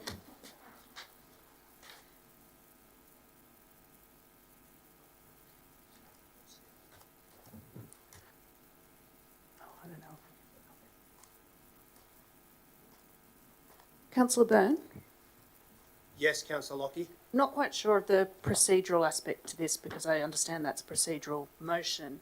Yeah. I was just going to suggest perhaps we remove item 6 from that list because we had some very impassioned speakers about that who raised some points that I think would be worthwhile giving council staff a chance to respond to that and have us consider those views. Matters can only be adopted en bloc if it has the agreement of all councillors. Councillor Lockie has objected to that, so we'll remove item 6. Is there a seconder for the motion? Councillor Howard, do you wish to speak to it? I'll just remind councillors who have a conflict of interest for any of the items that have been listed in the en bloc motion to absent themselves from the chamber before it is voted on. So we'll vote first on the procedural motion to bring those items forward, and then secondly on a motion to adopt the recommendations in those reports. Is everyone clear on that? I'll put that first, the procedural motion. All those in favour? Against? Declare that carried unanimously, I believe. Is there anyone against? No? And with the same mover and seconder, I'll now put the adoption of the recommendations in items 2, 4, 8, 14, 15 and 25. All those in favour, please raise your hands. All those against? I believe that's carried unanimously. I declare that carried. Next item. Bring us to item 3, won't it? Which has been withdrawn but requires a resolution. Yeah, Mr Mayor, I'm happy to move the amendment suggested by the General Manager that the matter be deferred to a future meeting of Council for further consideration. Councillors, is there a seconder for that motion? Seconded by Councillor Lockie. There's no one who wishes to speak to it. I'll put that. All those in favour? Against? Declare that carried unanimously. It brings us to item 5. Now, just for your purposes, Mr. Curry, item 4 has been adopted en bloc. So you are welcome to stay for the entirety of the meeting, but the one item that you had an interest in has been dealt with to your satisfaction, I believe. Okay, that brings us to item 5, draft term sheet for Western Harbour Tunnel. Councillors. Councillor Stamoulis. Mr Mayor, I'll be moving along the lines of what the previous councillor Porteous has said, that this item needs to be deferred for a councillor briefing. Thank you. Okay, I'm happy to second that. Is there any further discussion? Just check with the minute takers that you're able to capture that. It's just deferral for a councillor briefing. Move Stamoulis, seconded Byrne. All those in favour? Against? Declare that carried unanimously. Brings us to item 6. Is that correct? WestConnex Roselle Interchange Air Quality Monitoring Stations. Councillors. Councillor Byrne. Councillor Lockie and then Councillor Shetty. I was just going to ask if staff could address some of those concerns raised by the residents and their speakers before we decide which motion to move, if that's possible. I'll put that question to the council officers. Thank you, through the chair. Council staff have met with Transport for New South Wales with regards to these air quality monitoring stations on a number of occasions. We have advised them that we cannot legally just permit them to put these stations into our parks. We are not able to give them a lease or a licence without amendments to the plan of management, which is quite a time-intensive process. We did suggest to Transport that if these were the best locations for these monitoring stations, then they could go down the compulsory acquisition route. They've chosen not to do that to date. Further question? Yes, I need to ask, so if we're not in a position perhaps to offer a lease because of the plans of management and they have not made any movement towards a compulsory acquisition, then are they effectively asking us to gift that, or are they asking us to do an impossible thing based on us not having allowance to do that under the plan of management? Put that question to the officers. Through the chair, I suspect that they don't quite understand the nuances of a plan of management, and that's all that is. Or don't care. One of the two. Councillor Shetty. I just wanted to speak very briefly to thank Ashley and Ben for their work on this committee. I know that it's incredibly important that we have representatives such as yourselves, particularly someone who is really qualified in this area that you're working on. So we are greatly appreciated as your elected representative and elected representatives, and also as community members with families and children living in these areas and who are going to be dealing with this air pollution issue. Look, I wish that there was a way that we could make this work, and I note that council staff are really stuck between a rock and a hard place here with the balance of public space and the fact that it's incredibly difficult but also very costly to our community to place these air quality monitors in the best possible location, which is in some of our public parks. So I'm sorry that this is such a difficult issue to resolve. I'm really appreciative of the staff working on this and of all of your work in this area, and I hope that yourselves and WestConnex are able to find an alternative location that's still going to be able to keep them in check and make sure that the air quality monitoring is happening and that it's going to hold them to account and make sure that what they're telling us about the air quality coming out of these stacks that should never have been put there unfiltered is going to still keep an eye on that. So thanks again, and I'm sorry that it's such a difficult issue. Thanks very much, Councillor Shetty. Further discussion? No one's moved a motion as yet. Councillor Scott is moving the adoption of the officer's recommendation. Is there a seconder for that? If not, that will lapse. Seconded by Councillor De Cruz. Do you wish to speak to it, Councillor Scott? No, thank you. Councillor De Cruz? Is there anyone who wishes to oppose the motion?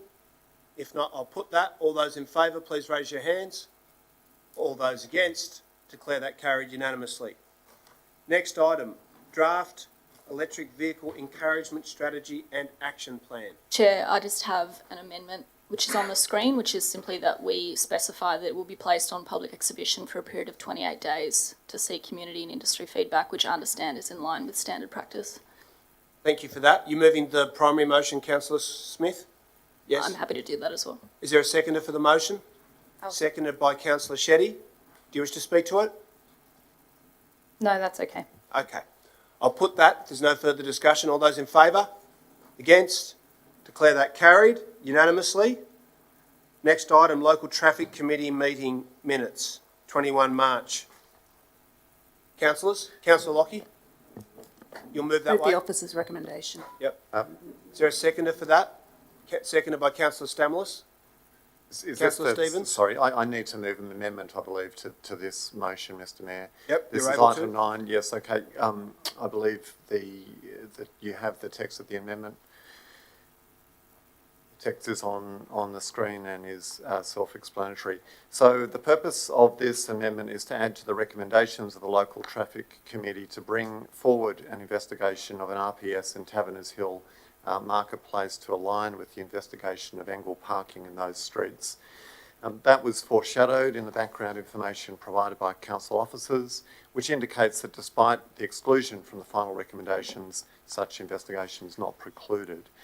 Residents have contacted their ward councillors to indicate that they are concerned about the introduction of angle parking without an RPS in the area, and given that a majority of participants have supported the proposal, there is merit in undertaking further investigation without prejudicing, of course, what the outcome of that investigation will be. Okay, thank you for that. Is there a seconder for the amendment? There's no second. Councillor Smith, do you wish to speak to it? I'm happy to accept that amendment into the recommendation. That's incorporated into the primary motion. Is there any further amendments, councillors? There's no further amendments. I'll put that motion, moved by Councillor Lockie, seconded by Councillor Stamoulis. All those in favour? Against?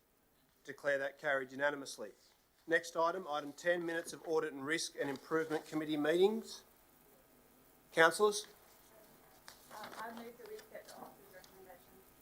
Councillor Scott is moving to adopt the officer's recommendations. Is there a seconder for that?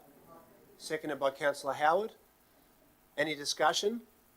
I would just like to thank the Senior Manager of Risk and Governance for bringing these notes forward so that we can appreciate the important work done by the ARIC. I think it's important that we allow these for consideration by the whole council. It's a critical committee. Thank you. Just add to that very briefly also my appreciation and thanks to the Manager of Governance for having established that new procedure. I think all of the councillors who are coming back from the last term will agree that that is a significant improvement that should lead to greater oversight and deliberation by councillors. So thanks very much for that. I'll put that motion. All those in favour? Sorry, yes, Councillor Stamoulis. Just a question through the chair, please.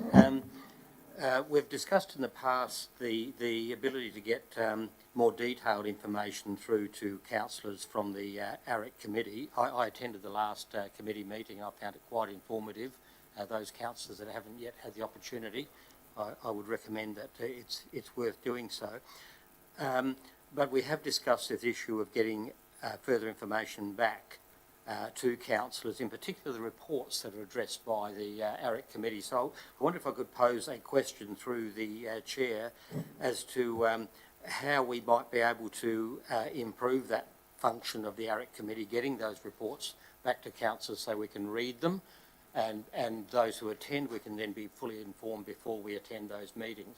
I wonder if that's a question I could put now. Thank you. Put that question to the Manager of Governance.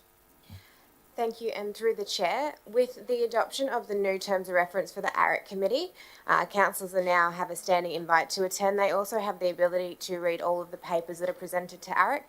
You would note from the previous ARIC that you attended, you had access to the papers.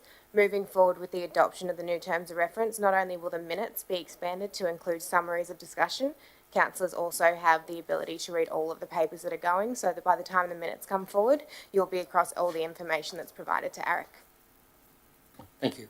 Thanks very much for that. There being no further discussion, no right of reply, I'll put the motion. All those in favour? Against? Declare that carried unanimously. Item 11, transition. I'll move this. Thank you, Mayor.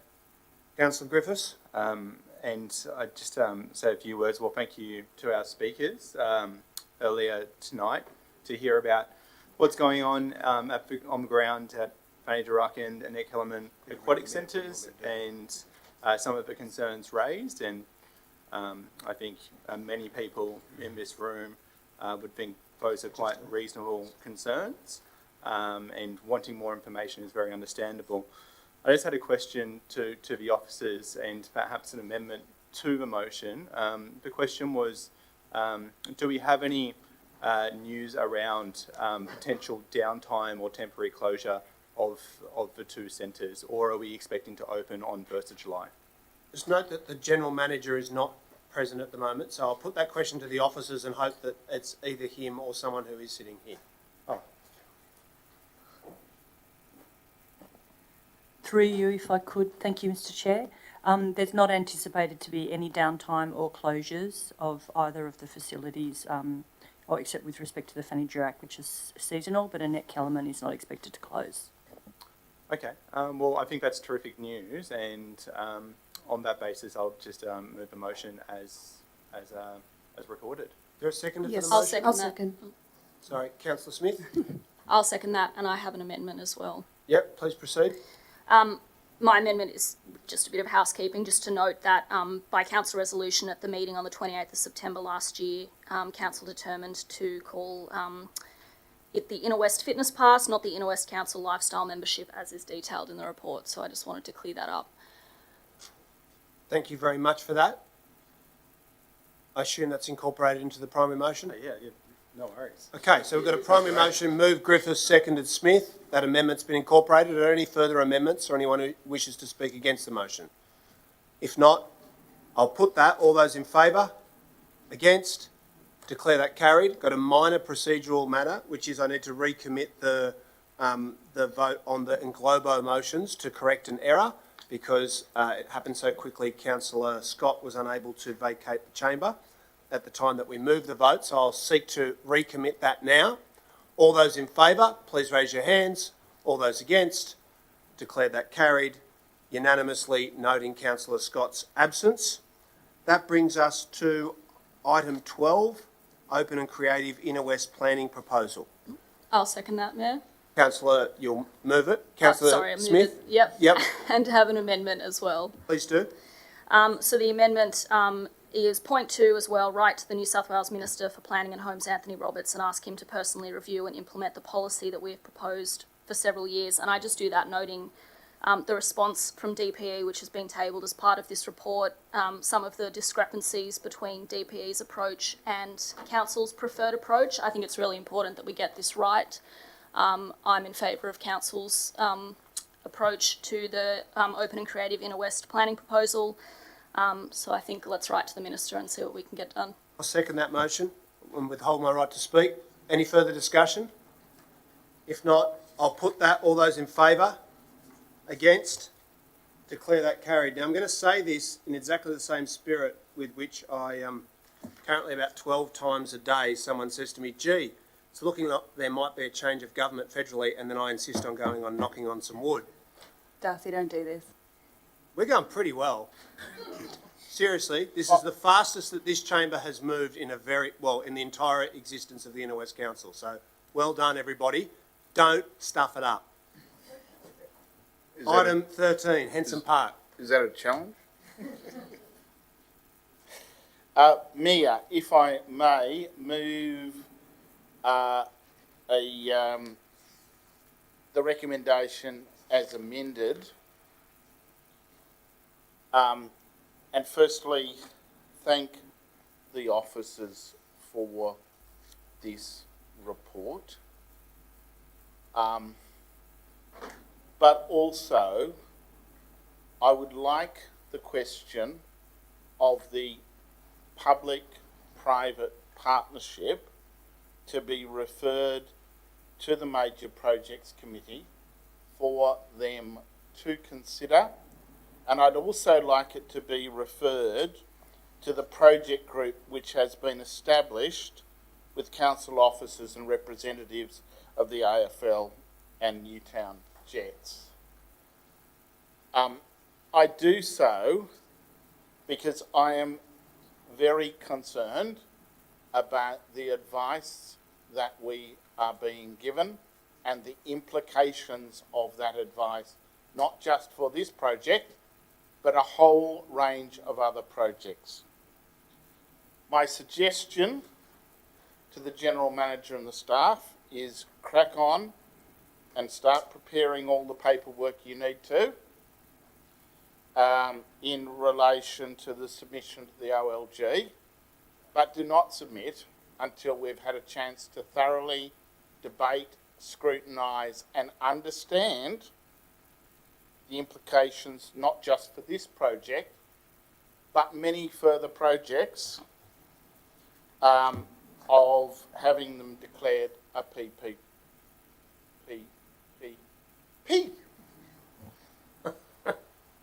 Less.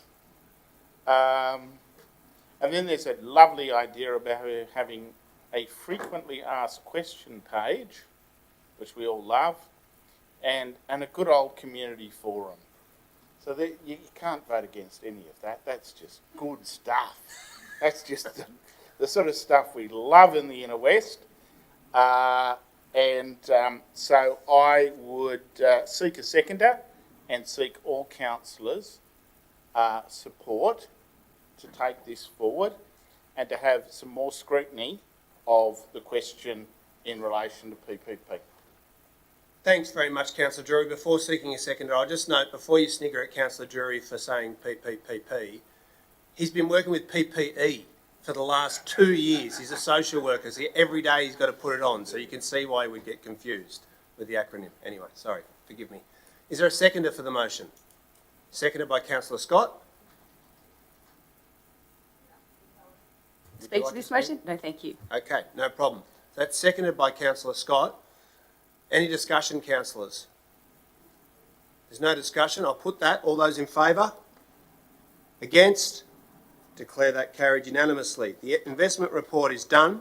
The designated person disclosure is done. They were both moved en bloc. So, putting aside the confidential matters, this council has dealt with the business presented to it by the officers in a period of 2 hours and 9 minutes. Well done. Okay, let's move on to the notices of motion.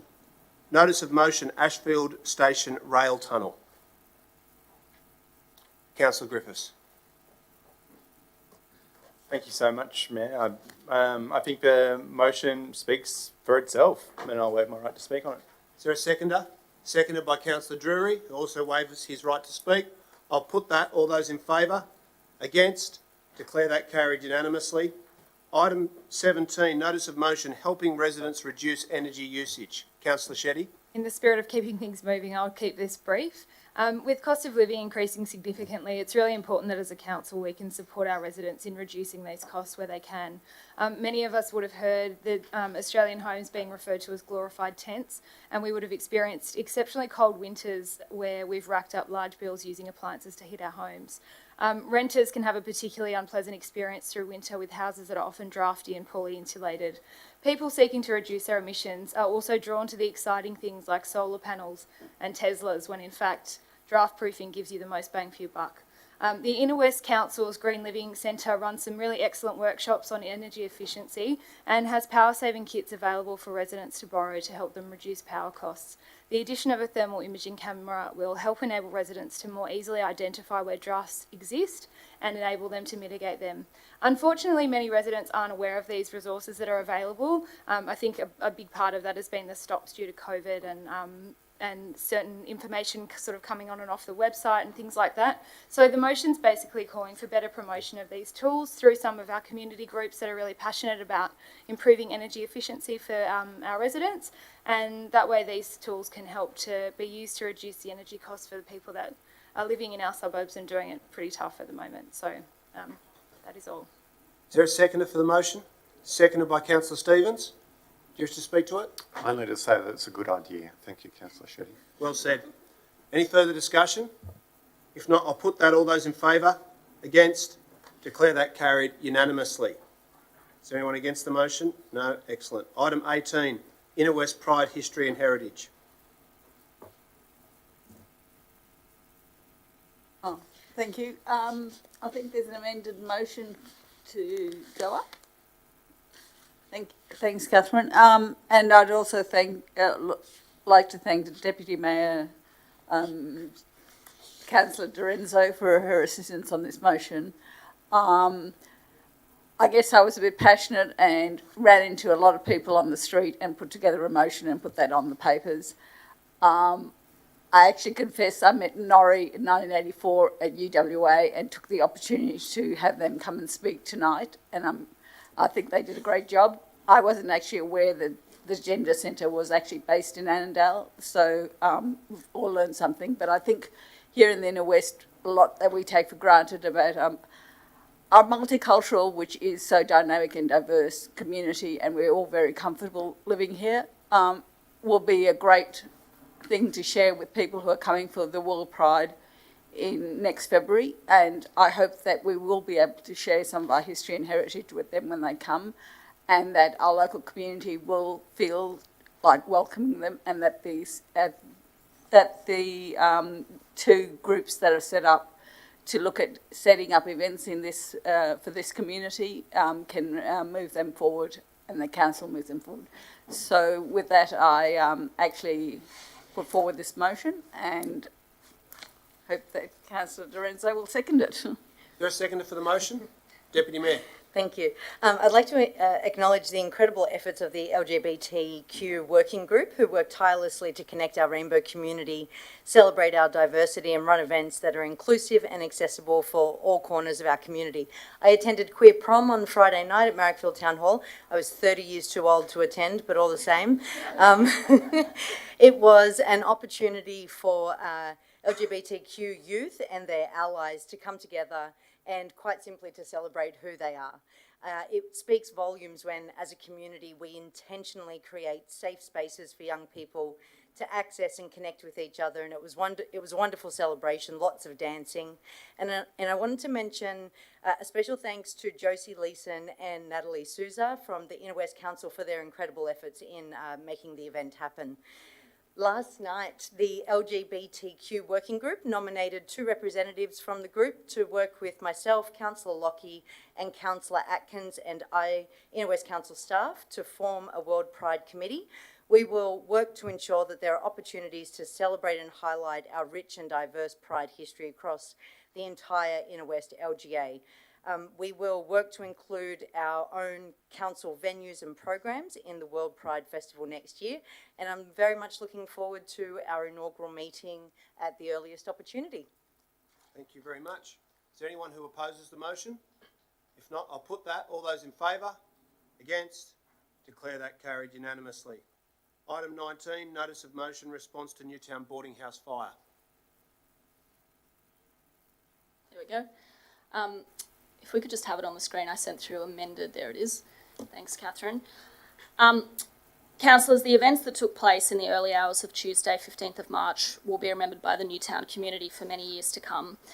The fire which destroyed the boarding house at 117 Probert Street has to date taken 3 lives, and I want to offer my condolences to the friends and families of those 3 people. A number of other residents sustained significant injuries in the fire and in some cases remain in hospital today. All residents, many of whom have been long-term and well-known members of the local community, are currently displaced. The events of the fire are the subject of an ongoing police investigation, but this tragic event has shone a light on the precarious and often poor conditions of boarding houses across our city, a problem that we know is exacerbated by the chronic shortage of social and affordable housing in New South Wales. There are over 1,100 registered boarding houses in New South Wales. 83% are located in the Sydney metro area, and these are heavily concentrated in 2 LGAs, City of Sydney and the Inner West. Legislatively, boarding houses are the purview of the state government, while responsibility for inspection and enforcement falls to councils. In practice, we know that councils are under-resourced to carry out this essential work, resulting in a prevalence of health and safety issues at boarding houses that have been well documented in the media. I want to state firmly that this motion in no way seeks to suggest fault on the part of staff in what is a complex and difficult regulatory sphere. That said, I believe it is incumbent on Council and in line with community expectation that we review Council's internal systems and processes of boarding house management to ensure that they are functioning at best practice and if not, that we urgently identify where and how we can do better. I acknowledge that council staff have been working with the incredible team at Newtown Neighbourhood Centre, including assistance with accommodation and provision of essential items, and I thank both council staff and the NNC for this work.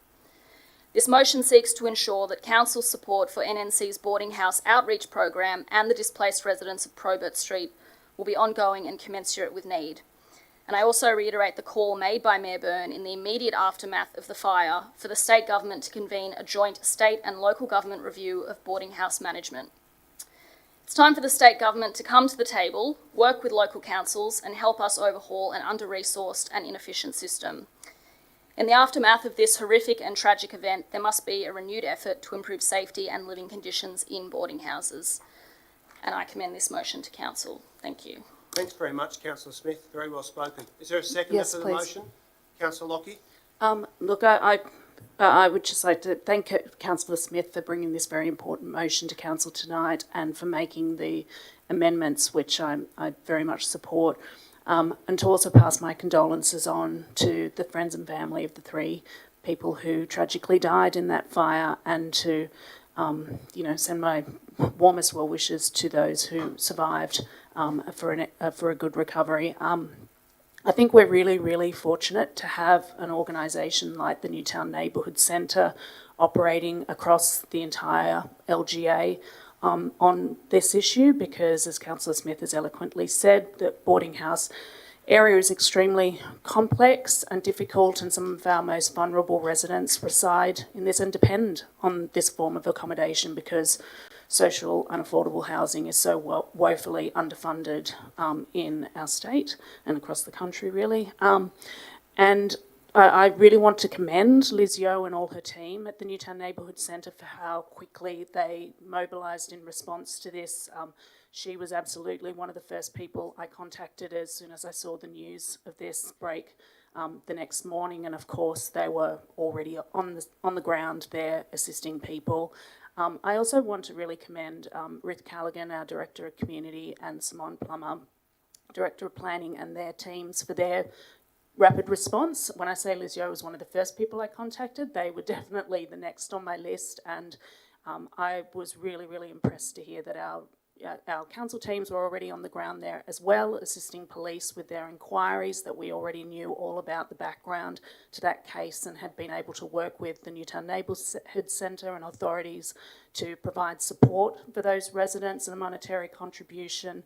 And I would also encourage, for any councillors who haven't had the opportunity to do it yet, the Utopian Sleep Out is coincides with one of our council meetings, so if you're anything like me, you're not sleeping much that night anyway, so you may as well go and join the community at it. It's a really great way of connecting with other people in our community who care about supporting our most vulnerable, and we've really seen that as well in the response to the fundraiser the Newtown Neighbourhood Centre held to support these residents. It's incredible that that has raised already $35,000, and now the Newtown Neighbourhood Centre is actively working with residents to distribute those much needed funds. So if you can take part in the Utopian Sleep Out, I definitely encourage you to do so. Thank you. Thanks, Councillor. Is there anyone who wishes to speak against the motion or to amend it further? If not? No, but Mayor Byrne, would I be able to speak just briefly for the motion? Yeah. Thank you. Just to complete the Darwin Ward collaboration on this issue, thank you to Councillor Smith for the work on this motion. I'd just like to support everything both she and Councillor Lockie have said, and also acknowledge the excellent work of the Newtown Neighbourhood Centre and the overwhelming community response to the needs of the victims of the fire. Boarding house regulation is a difficult issue and has been the subject of a number of reviews and reports over the years, including by our own Newtown Neighbourhood Centre. And it's quite clear that councils are not sufficiently resourced for the work that's expected of them. It's time for another review, and it's vital that this be carried out with local government and with organisations such as the Newtown Neighbourhood Centre that have knowledge and experience not just in relation to boarding houses, but also homelessness. It's a difficult balance between compliance and putting people back on the streets, and it's vital that this review focus on that balance. We shouldn't need yet another review, but it's clear that management and regulation of boarding houses is still a problem. It's about time the state government took more responsibility and put more resources into protecting some of our most vulnerable people and stopped selling off public land, which could clearly be available for social and affordable housing. Thank you. Thanks very much, Councillor Atkins. Thank you for that. There being no further discussion, do you wish to make a right of reply, Councillor Smith? I'll waive my right of reply. Now put the motion. All those in favour? Against? Declare that carried unanimously. Item 20, Frederick Street, Ashfield pedestrian fatality. Thank you, Mayor Byrne. There is an amendment to this item which I believe the minute taker has and can show on the screen. While she is getting that ready, I will speak to the motion. Again, I would like to express my very sincere condolences to the Yang family and my thanks to Max Phillips for his advocacy and the petition of 1,800 residents that he's brought to us, which is tabled at Council tonight. Residents of Ashfield held a sad and angry public meeting 2 weekends ago. We paid respect to Mr. Yang and discussed in detail together the urgent need to improve safety on this major thoroughfare. Every premature death is a tragedy, leaving a ripple effect of grief in a family and a community, and none more so in circumstances where we know it could have been prevented. People at that public meeting talked about their own close calls or indeed collisions, just like Ms. Chang, our community speaker tonight. Others said they walk blocks in the other direction around this intersection because it is too dangerous. Overall, traffic patterns on Frederick Street have been changed and worsened by WestConnex. And while WestConnect's own pre-completion traffic study suggested that the toll road would decrease traffic volumes on Frederick Street, an independently commissioned study paid for by Council accurately predicted an increase in volume and risk and suggested mitigations to the state government to manage this known event. I'm going to read verbatim now from a part of the report which was written in 2018 and is now incorporated into our motion. It is incredibly upsetting. Of particular note is the presence of 3 pedestrian-related crashes that occurred at the Frederick and John Street intersection, with an additional 2 occurring adjacent to nearby Hammond Park. With traffic volumes expected to increase along this route, this could increase the exposure to crash risk for vulnerable road users. It would be recommended that consideration be provided to enhanced pedestrian and cyclist infrastructure along this segment. The New South Wales Government was handed this information 4 years ago. That exact paragraph and those mitigations were in their hands 4 years ago. They knew about the dangers of this intersection, they made a choice to ignore it, and now a community member is dead. It is well past time for the Roads Minister to listen to the community and locally elected representatives and see for herself how dangerous this intersection is. The Inner West Council reiterates its demand for the $30 million of traffic mitigations to guard against the worst effects of WestConnex, which we are already seeing. In the context of a multi-billion-dollar project, this is hardly something they should quibble over. We need safer speeds. We need a signalised intersection, traffic diversions. Even something as simple as a pothole priority repair program would upgrade this dangerous section of road. Instead, when the council warned the government and gave them a list, they did nothing. Council joins with residents in demanding safer streets. Thank you. Is there a seconder for the motion? I'll second. Councillor De Cruz, do you wish to speak to it? Just briefly, I think it's worth noting that not only has there been a tragic death of pedestrian here, and several others along, as Councillor Scott has identified, along Frederick Street. It is a very, very dangerous road with, and other concerns have been raised at the tunnel. We've just had a resident send us an email about the parking at Hammond Park on the footpaths. I think we do need to drivers need to take pedestrian safety very, very seriously.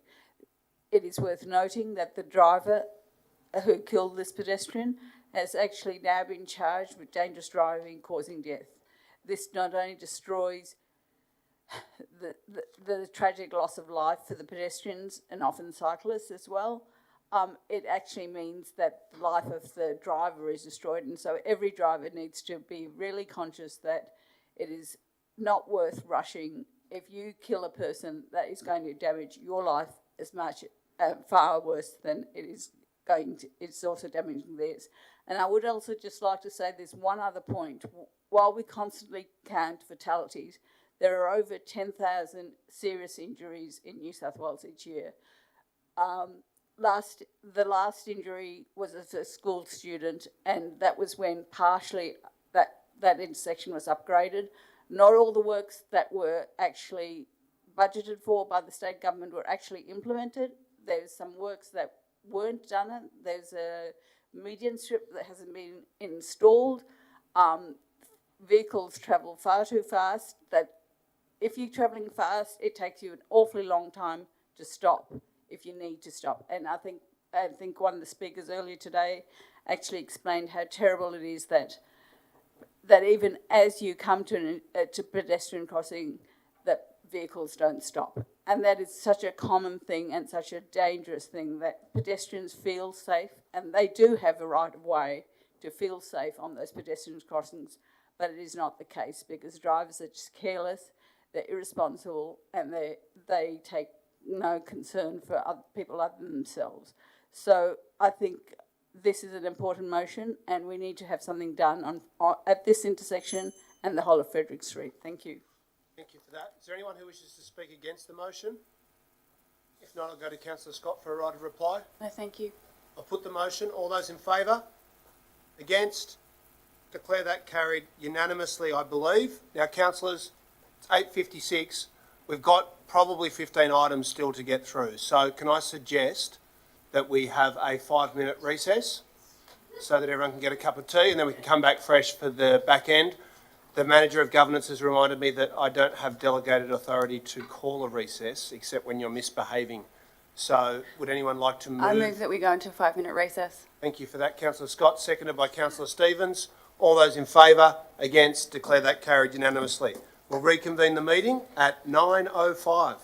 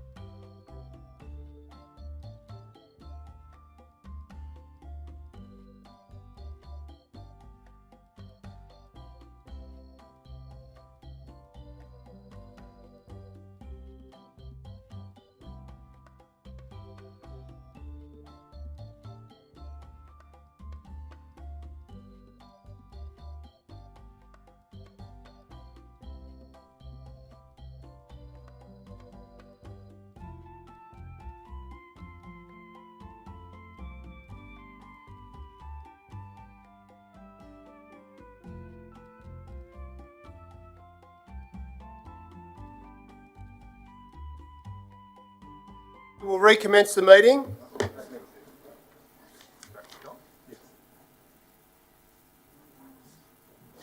I'm marking off someone else's agenda.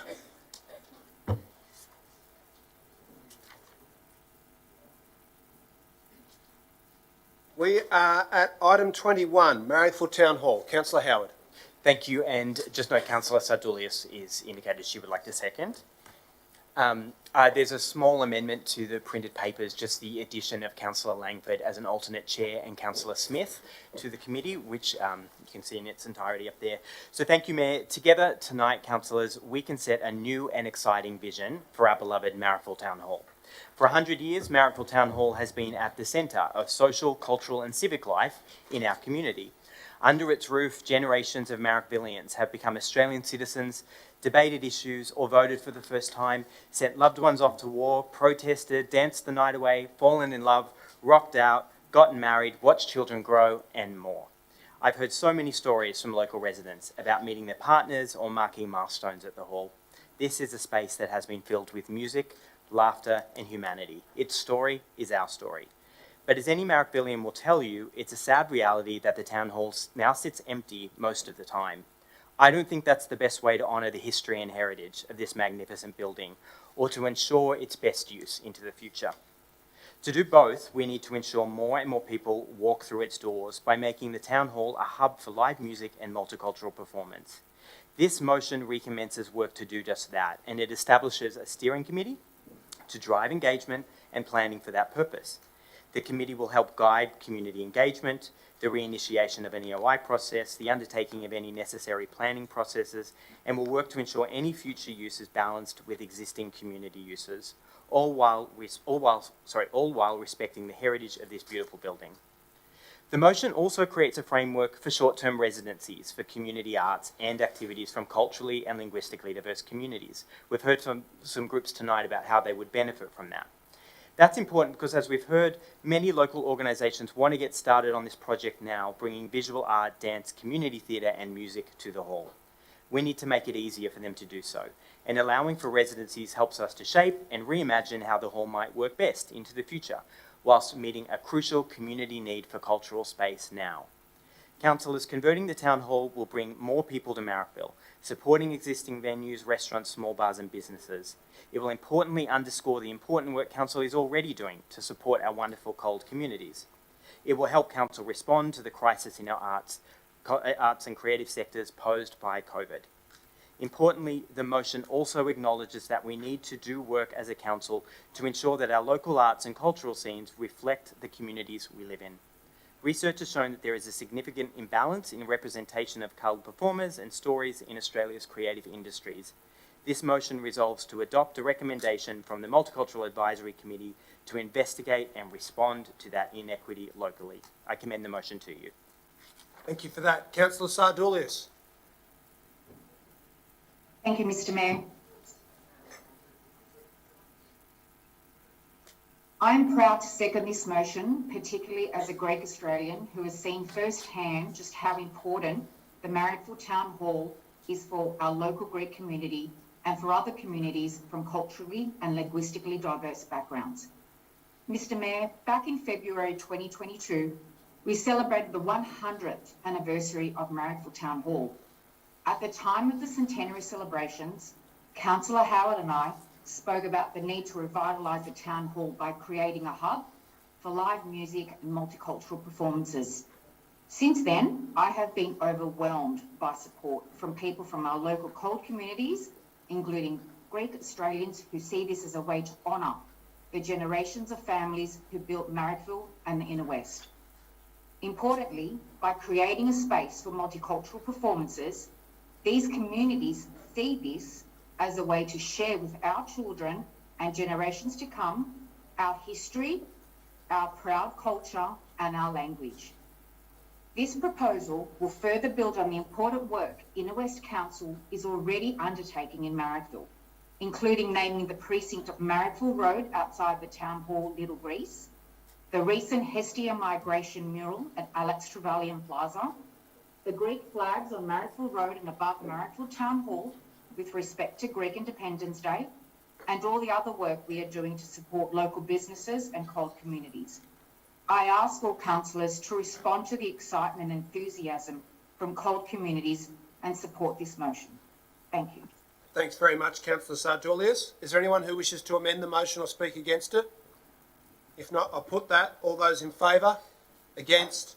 Declare that carried unanimously. Item 22, Main Street Strategy. Thank you, Mr. Mayor. I move this motion with two very small amendments that I believe the minute taker has put before you, just to make crystal clear that when we are talking about making our main streets more accessible to the community, it does include cyclists. And before I begin, I would like to acknowledge that the two community speakers in support of this motion were the Bicycle Advocacy Network and the Chamber of Commerce. And how often do they overlap? So we must be onto a good thing, right? Investing in and upgrading our high streets was one of the main reasons that I ran for council, to enliven and beautify and upgrade the places where we spend the most time. When you live in the inner west, in our tiny houses with our tiny gardens, the main street is your office, your living room and your backyard all in one, in the form of the pub, the cafe and the local park. We saw through COVID the importance of hyper-local services and the need to ensure, and we need to ensure that same dedication to our suburban hubs into the future. There is money in the budget over the next year for upgrading footpaths, installing new street furniture and more tree plantings on our main streets. And that's great for the medium term, but we also need a long-term vision of what our main streets can be. Convivial, safe, welcoming and a space for reinvestment in local communities. The Committee for Sydney has provided a well-considered and useful study that we can take several useful ideas from to guide us in the long term. Footpath widening and decluttering, removing clearways where we can and introducing safer traffic speeds. That aligns with our Inner West at 40 plan. Supporting cycling links and storage to enable people to arrive without dependence on motor vehicles, which aligns with our Inner West cycling strategy, which is currently in development. This requires the planning time and budget as referenced in the motion. And in the short term, a funded project team or quick win squad can work on short-term improvements such as plantings, paintings, flags and lights that can be committed to and rolled out at short notice in each suburban area. We should also work towards a goal of 0 vacancies in Main Street shop fronts by bringing property owners, local businesses and chambers of commerce together with council to achieve this. And we've already expanded the Perfect Match mural program into main streets to bring more colour and beauty to shop fronts through public art. All of this stuff is an investment in our community and I really commend the motion to council. Thank you. May I second this excellent motion? Yes, Councillor Drury? What an excellent motion. I'll speak, Mayor. Speak to it. No, just to observe it is. It's excellent, It's was excellent. your observation. Thank you. Councillor Griffiths. Thank you for presenting the motion, Councillor Scott. And I think we really welcome the small amendments around cycling that have gone into it. We did have just a few further amendments which have been sent. Thank you. And these are just to point one. So the first one is around engaging the local Aboriginal and Torres Strait Islander community and the Aboriginal Advisory Committee to investigate avenues to promote Aboriginal culture and history in our main streets and villages. And the second is to ensure that all footpaths and footpath dining areas are made fully accessible for wheelchair users and those with limited mobility and prams. And the point two, the only addition there is publicly owned buildings and infrastructure, because there's also high streets like Lewisham, for instance, where we really want a perfect match outside the station. And I think that would really transform that area and make it a much more lively high street. So, yeah, those are the two amendments I'm putting forward. Thank you for that. Now, I'll just go through those. Perhaps this would be most expeditious if I just go to Councillor Scott on each of those. I do think that the second part of point one is redundant in that we have an adopted policy and a statutory obligation to ensure that all footpaths and footpath dining areas are made fully accessible for wheelchair users, etc. Not to disagree with the sentiment at all, but I know we have resolved that multiple times and we also are required to carry that out.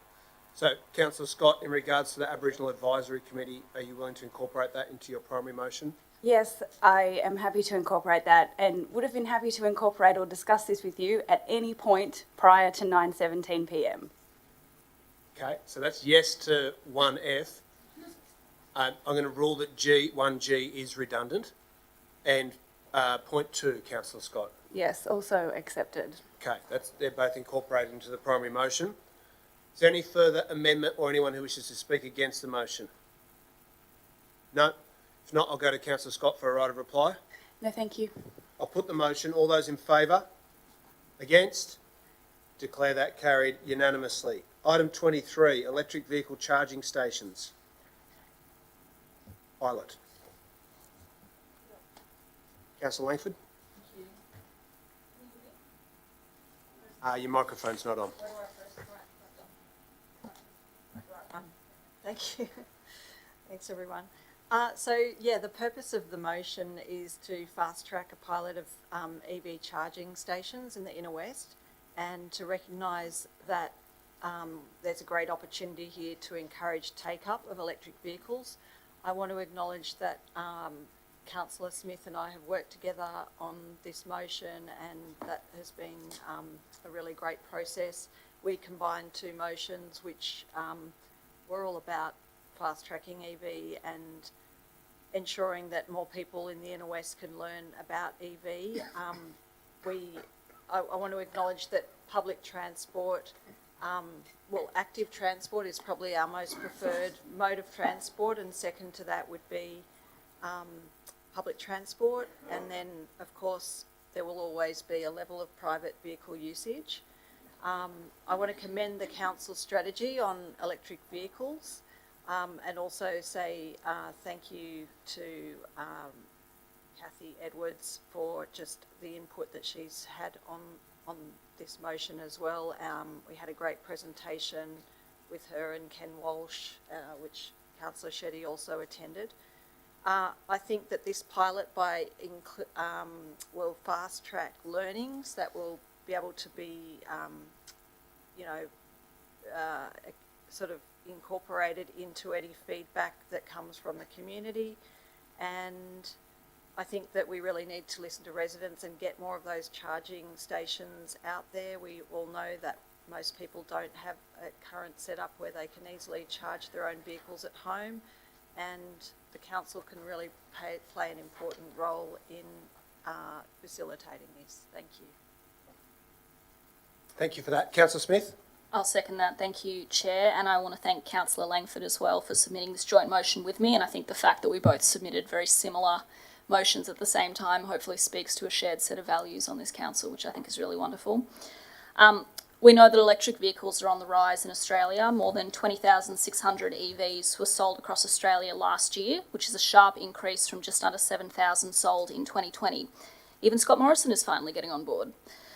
Greater uptake of EVs will play an important role in combating the climate crisis, reducing car emissions which contribute to climate change, while also making the air in our suburbs cleaner.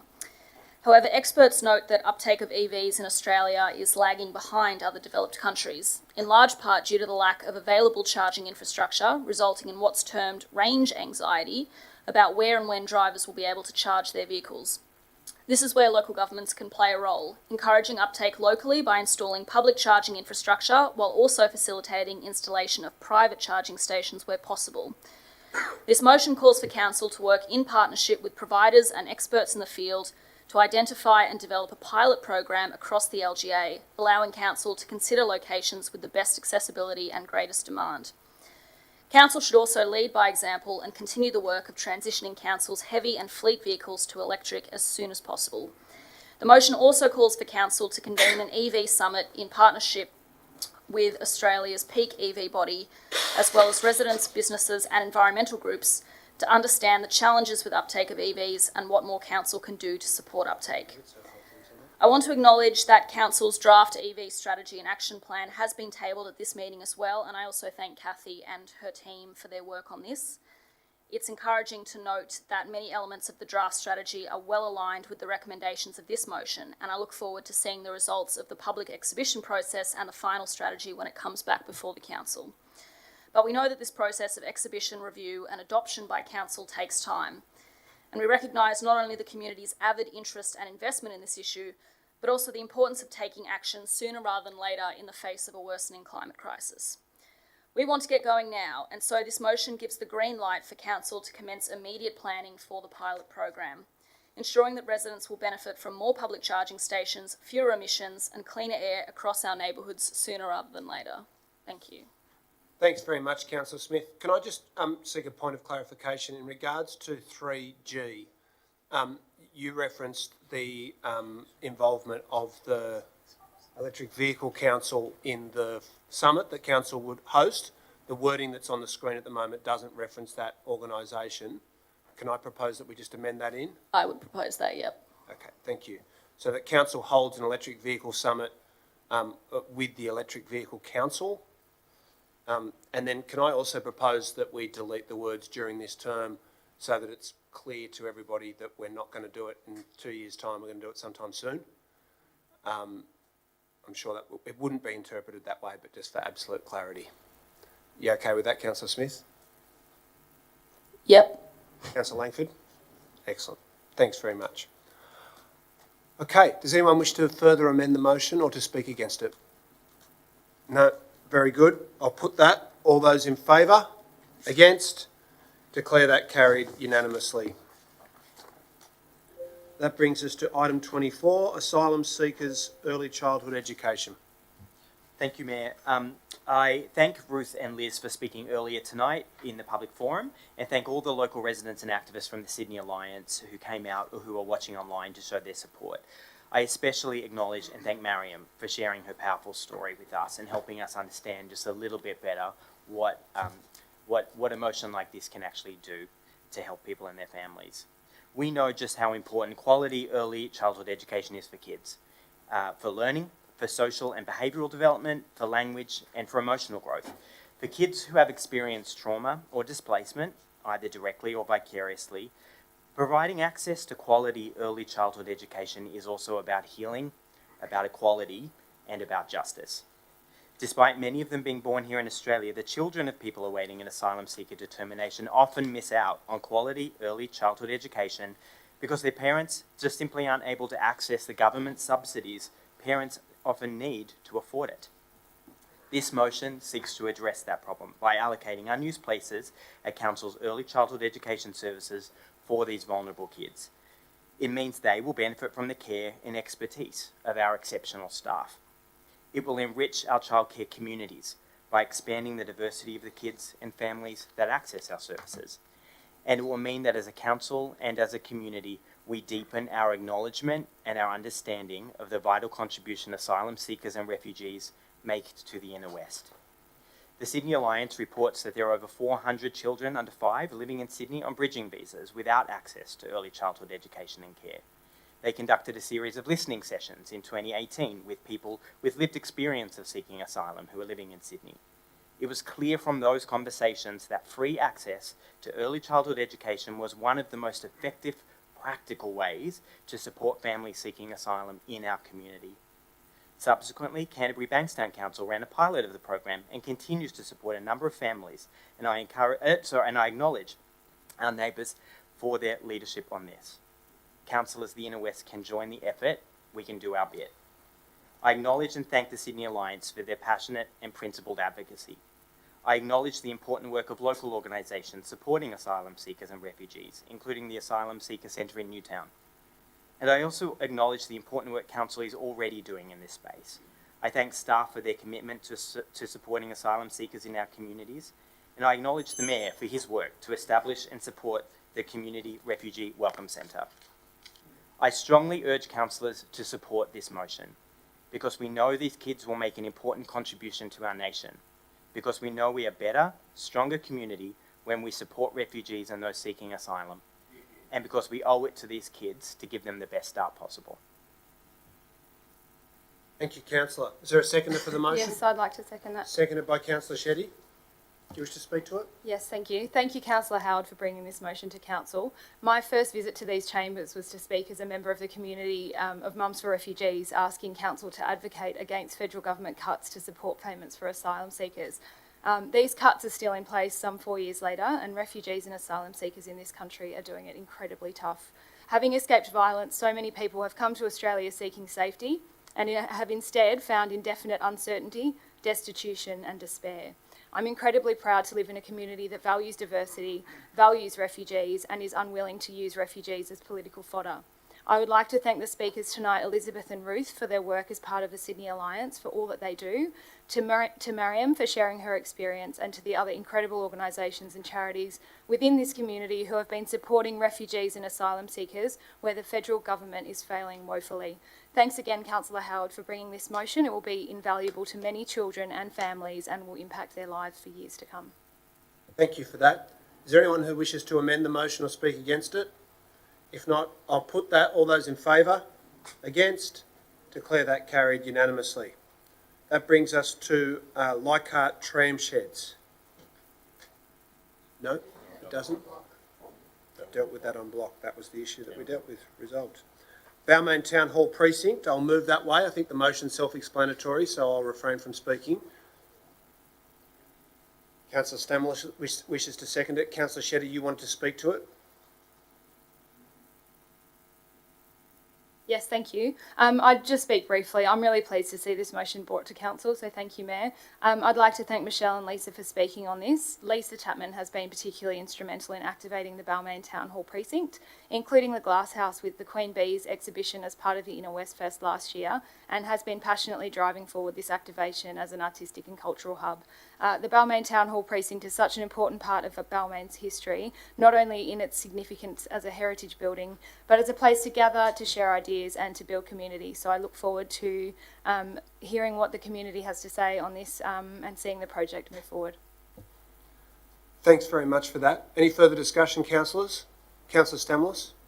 Yes, Mr Mayor, thank you for bringing this forward. And it's wonderful that $1.4 million will be allocated to the Balmain Town Hall in this current budget.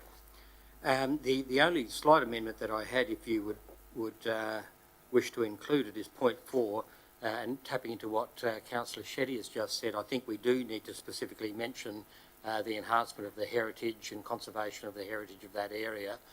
It's a very, very special and important place with Balmain. So you've mentioned their tree planting, public art, new street furniture and enhancement of heritage.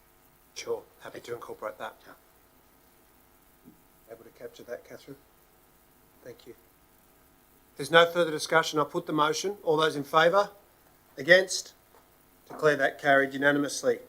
Item 27, Tempe Bunnings. Mr Mayor, before you begin, I have to absent myself from the chamber because I have a significant conflict of interest here. Thank you.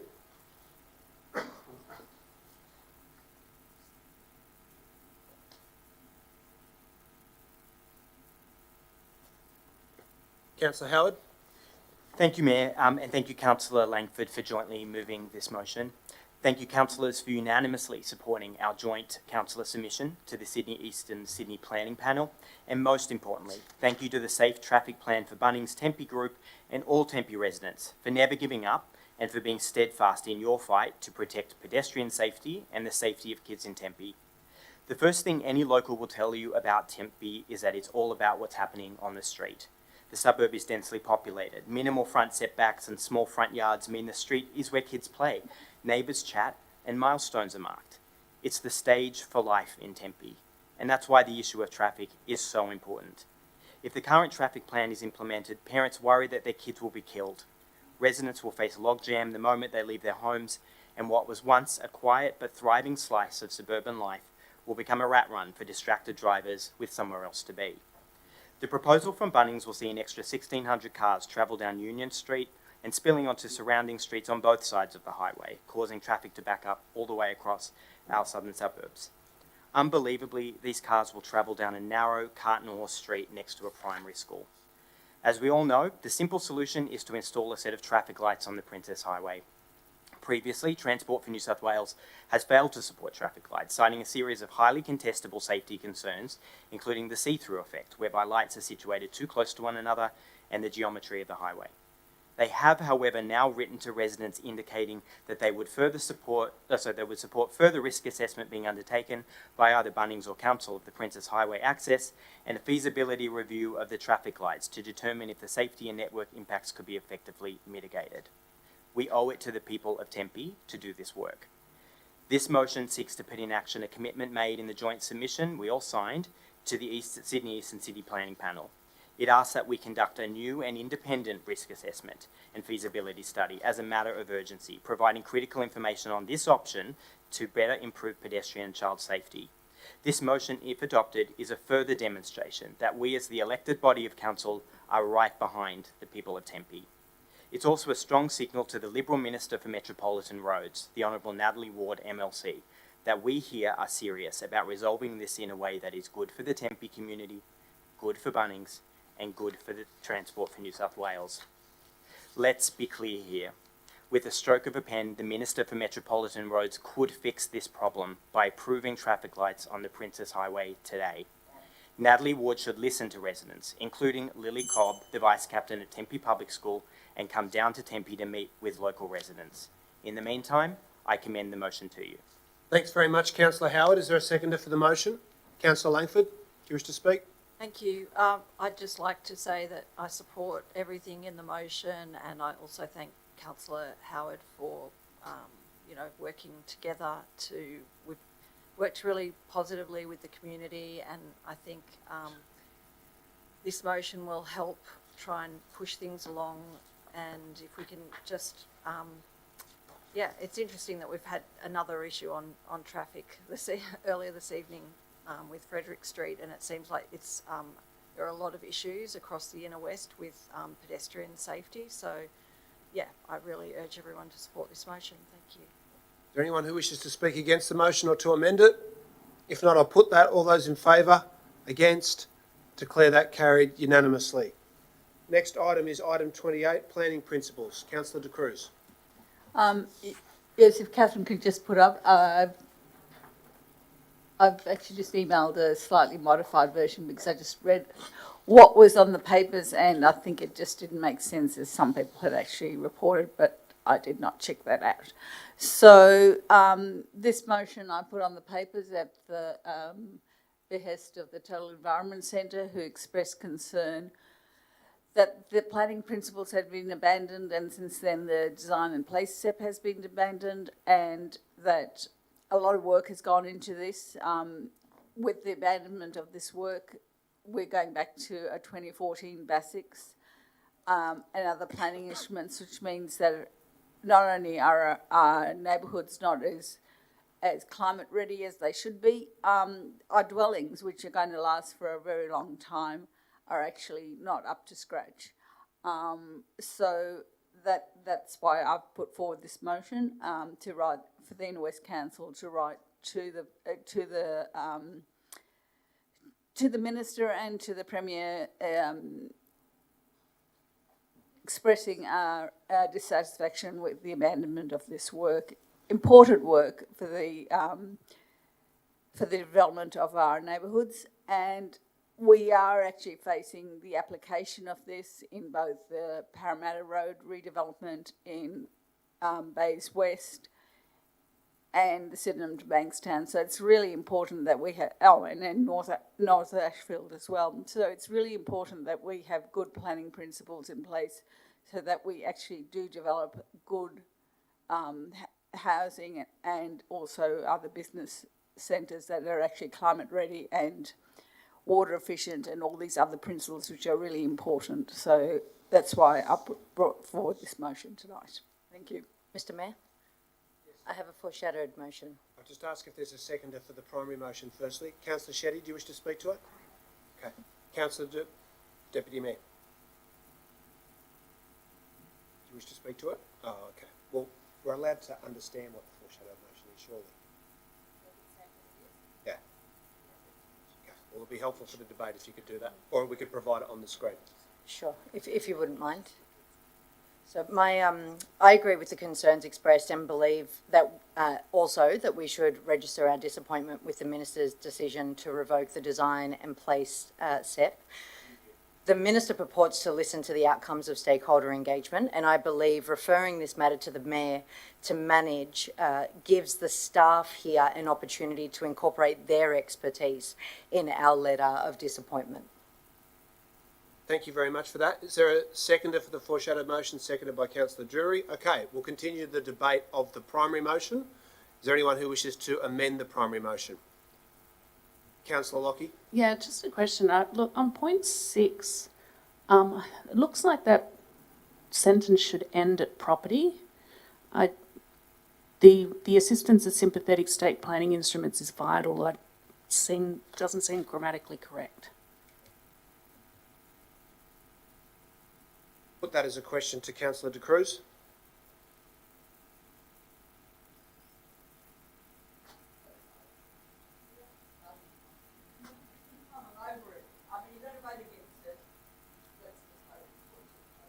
What's a question from Councillor Lockie, Councillor De Cruz? You said point of clarification.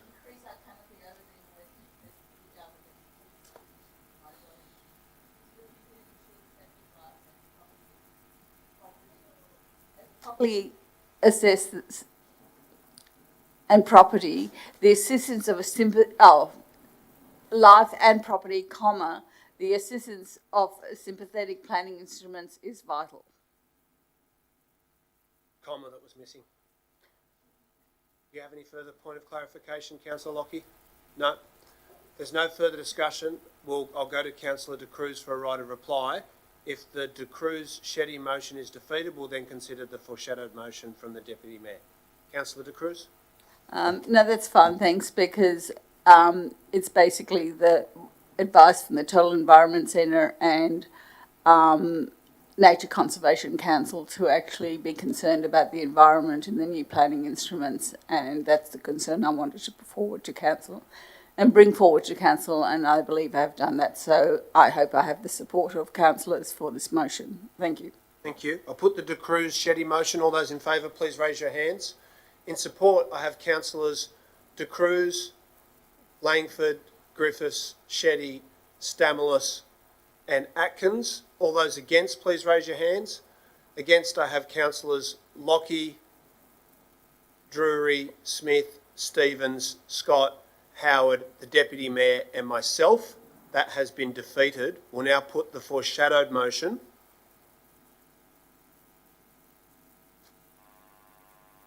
Moved by Councillor D'Arienzo and Councillor Drury.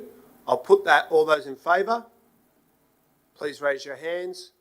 It appears as though that is unanimous. Is there anybody who wishes to be recorded voting against that motion? That has been carried unanimously. Next item, Loving Our Lanes. Councillor De Cruz. I think there's a general consensus that this is rather a large motion, and therefore I will withdraw it at this time and continue to work on it. Thank you. The motion is withdrawn. That brings us to item 30, demerger posters. Councillor Stamos. Thank you, Mr Mayor. Last Thursday evening, as most councillors would be aware, residents for de-amalgamation held a Zoom meeting to discuss progress on the demerger. There'd been a complete lack of information coming from council about the demerger process. Councillors haven't been involved in it. As we know, there's been a lack of transparency on a number of the issues that are to do with the demerger process. So out of that frustration, a meeting was held. Kindly, the General Manager attended that meeting and answered a number of questions. I think, councillors, it's time to let the political differences go. We know that there are divisions, certainly in the council body. That's natural. No one's saying it's not. We know that our staff have completed a survey where 70% of our staff are saying no, they don't want to demerge, and that places a big burden, obviously, on the general manager and organisation when that survey takes place. But we know that 63% of our community have instructed us to go forward with a positive, energetic and strong case to demerge. And in fact, let me say that in my statistical career, you know that I'm an analyst, in 40 years, I don't ever think I've seen survey results where the organisation and its customers are so much apart. I've never seen results like that before in my life, where the two are thinking totally differently. In fact, I would say that in most instances, an organisation couldn't survive when its results are completely different to its customers. But anyway, can be debated. But what I'm saying here is before the poll, we had great opportunities to discuss our preferences, discuss whether we wanted to go to the community or not, and some nearly half the council body said no, and that's legitimate. But they were asked, a poll was taken, and they expressed their opinion, and that is this council should demerge. We now need to show good faith to our residents. We need to show them that we're doing something. It's not just about process. These things are not just about process where we tick a box. We've done this, we've done this, we've done this, and we've done this. That's nothing. It means nothing to anyone. We need to do a bit more than that. I'm suggesting here we put a little bit of energy in it, and I'm not wedded to that as being the only solution, councillors. I see that as one way that we can say to our residents, have confidence in us, have trust in us that we do listen. And that's a big missing element at the moment, is the confidence and trust that this council is taking this forward in the way that our community would want it. So I'll open up to anyone else who would like to make some comments. Thank you. Seconder for the motion? Yes, I'll second the motion. Thank you. Councillor Langford, do you wish to speak to it? Yeah, I'd like to support this motion. I also have an amendment, but I would support it for all of the reasons that Councillor Stamlos has said. I was also in attendance at that public meeting last Thursday, and I spoke at the meeting, but what I really heard, and I thank the GM for attending and also for providing some information about the business case. I was really shocked that that information was presented at that meeting, information about decisions that have been made without any councillor briefing or consultation. Residents were really shocked about that as well, and what really concerns me here, this is about democracy, and it is about council's reputation, and what I'm concerned about is that is being undermined by the lack of information that is being shared. And I note that we had the mayoral minute earlier on, which was all about having public meetings, and I really commend that, and I think you know, that this is an example of an issue that is really big in our community, where we really do need to be communicating with residents and showing them that we respect their wishes.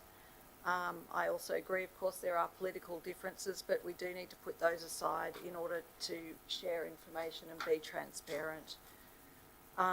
So I have an amendment. I'm not sure if this is the right point at which to table it. You can do. Thank you. So if I think that's up on the screen now. So what I'm proposing as well is that council includes an update about the demerger process in the next edition of the Inner West News, including an explanation of the project milestones and opportunities for community engagement. Councillor Stamlos, I presume you're willing to incorporate that into the primary motion. Okay. Is there anyone else who would like to either further amend the motion or speak against it? If not, I'll go to Councillor Stamlos for a right of reply. Thank you, Mr Mayor, and Councillor Langford for your amendment. Yes, our residents, after 5.5 years, experienced the merger. They experienced that merger under an administrator and under an elected council, and they made their decision. They made that decision that they want to see this council demerge, and I believe that council now should put forward the best possible case to ensure that that is successful. Councillors, we were one of the very few councils that were merged. We failed. We were one of the very few in New South Wales that was merged. We failed. The Inner West Council failed that first test. We've failed. We've also failed in getting the additional resources and funding that we've needed, the $250 million, as you know. We failed there. Now we have our residents behind us. In fact, we have a number of other councils behind us watching us very closely because they want to do a similar thing. And I'm hoping that we don't fail again. So here's a big opportunity. Let's get together. Let's forget those political differences and let's get together and do what our residents have asked us to do. Thank you. I now put the motion. All those in favour, please raise your hands. In support, I have councillors De Cruz, Langford, Griffiths, Shetty, Stamoulis, Lockie and Atkins. All those against? That is 8 against. Have you got that count, Catherine? With Councillor Sardulius. That has been defeated. Next item, notice of motion, inclusion of website and inquiry system in the customer service review. I think other councillors have heard it all on this subject, so no need for me to speak. Is there a seconder for the motion? Seconded by Councillor Lockie. Do you wish to speak to it? No? Does anyone wish to speak against it or amend it? May I ask a question, please, Mr. Mayor? Yes. Through you, Mr. Mayor. Could we just have a comment from perhaps the Manager of Governance as to the existing scope of the customer service review? Thank you. I'll put that to the Acting Director of Corporate Services. Thank you, and through the chair, as part of the current scope in the initial notice of motion, we will be looking at the website and inquiry management. It is required to ensure that the customer service review process and captures all of the elements of customer service, which is also the website, and it's already in the scope. Okay. Did you wish to withdraw your motion on that basis, Councillor Griffiths?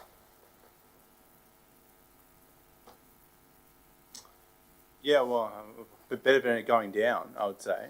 Well, it's redundant. We've just received advice that precisely what you're seeking to achieve has already been resolved. Withdraw it, that's fine. Okay, thank you. Next item, item 32, notice of motion, removal of trees and green space by Inner West Council. Councillor Stamoulis. Thank you, Mr. Mayor. I believe, councillors, this is a very important motion. We have some key policies, and that is protection of our green space, which is very, very important to this council, given that Inner West Council has a huge demand on our open space. We have 800 people per hectare accessing it. Only Burwood, out of the 130 councils in New South Wales, only Burwood is above us. It's slightly over 1,000 people per hectare. The average or median in Sydney is about 375. So you see that we're well over double demand on our open space. So we need to preserve green space as a matter of urgency. And the other key thing, councillors, that is policy debate right across Australia is trees. And especially, I believe that Inner West Council is one of the leaders in that debate about increasing canopy, certainly strong criteria in terms of removal of trees. And I believe that, councillors, we need to start thinking about any proposals that might come before council or council initiates itself that result in the extensive loss of trees, particularly those that are council initiated, which involve the extensive loss of trees or the loss of green open space, which is vital to us all. They come before council. So it's a very simple motion that we start initiating this process.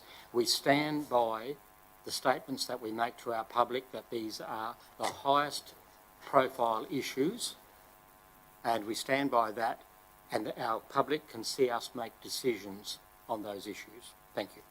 Is there a seconder for the motion? Seconded by Councillor Shetty. Do you wish to speak to it? Yeah, I'll just speak very briefly. I just wanted to support what Councillor Stamoulis has talked about. I think there's been a lot of focus on planting of trees and on reforesting, and I think it's really important that we acknowledge that we need to look after the trees that we already have. Mature trees, some of them in our community have been there for 100 years, 50 years, and it takes a lot of saplings and a lot of years to get back to the growth of one mature tree that can be removed. So I think this is an important motion, and I'd like to support it. Okay, thank you for that. I'll just speak briefly against the motion. I think it's quite clear that, the reason that this issue was brought to light in relation to the Lilyfield skate park is because La Montage, the operators of La Montage, placed some signs adjacent to the trees down there.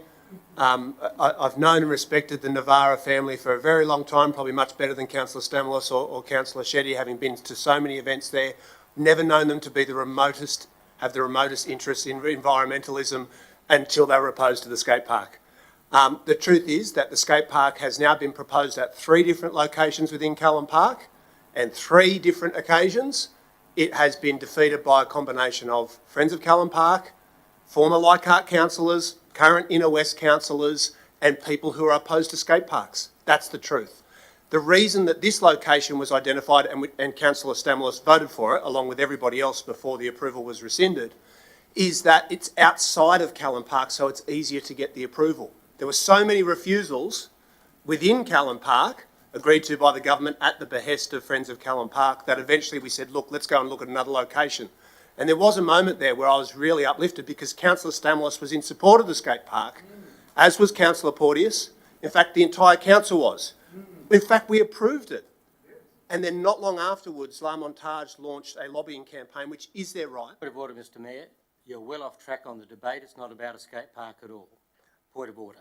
Thank you, Councillor Stamoulis. As usual, you failed to refer to the Code of Meeting Practice, but I'll stick to the Mr issue. Mayor, I'll stick to Councillor Stamoulis. I'd like that adjudicated. You haven't made a point of order. You haven't referred to the Code of Meeting Practice. I'll warn you if you continue to interject.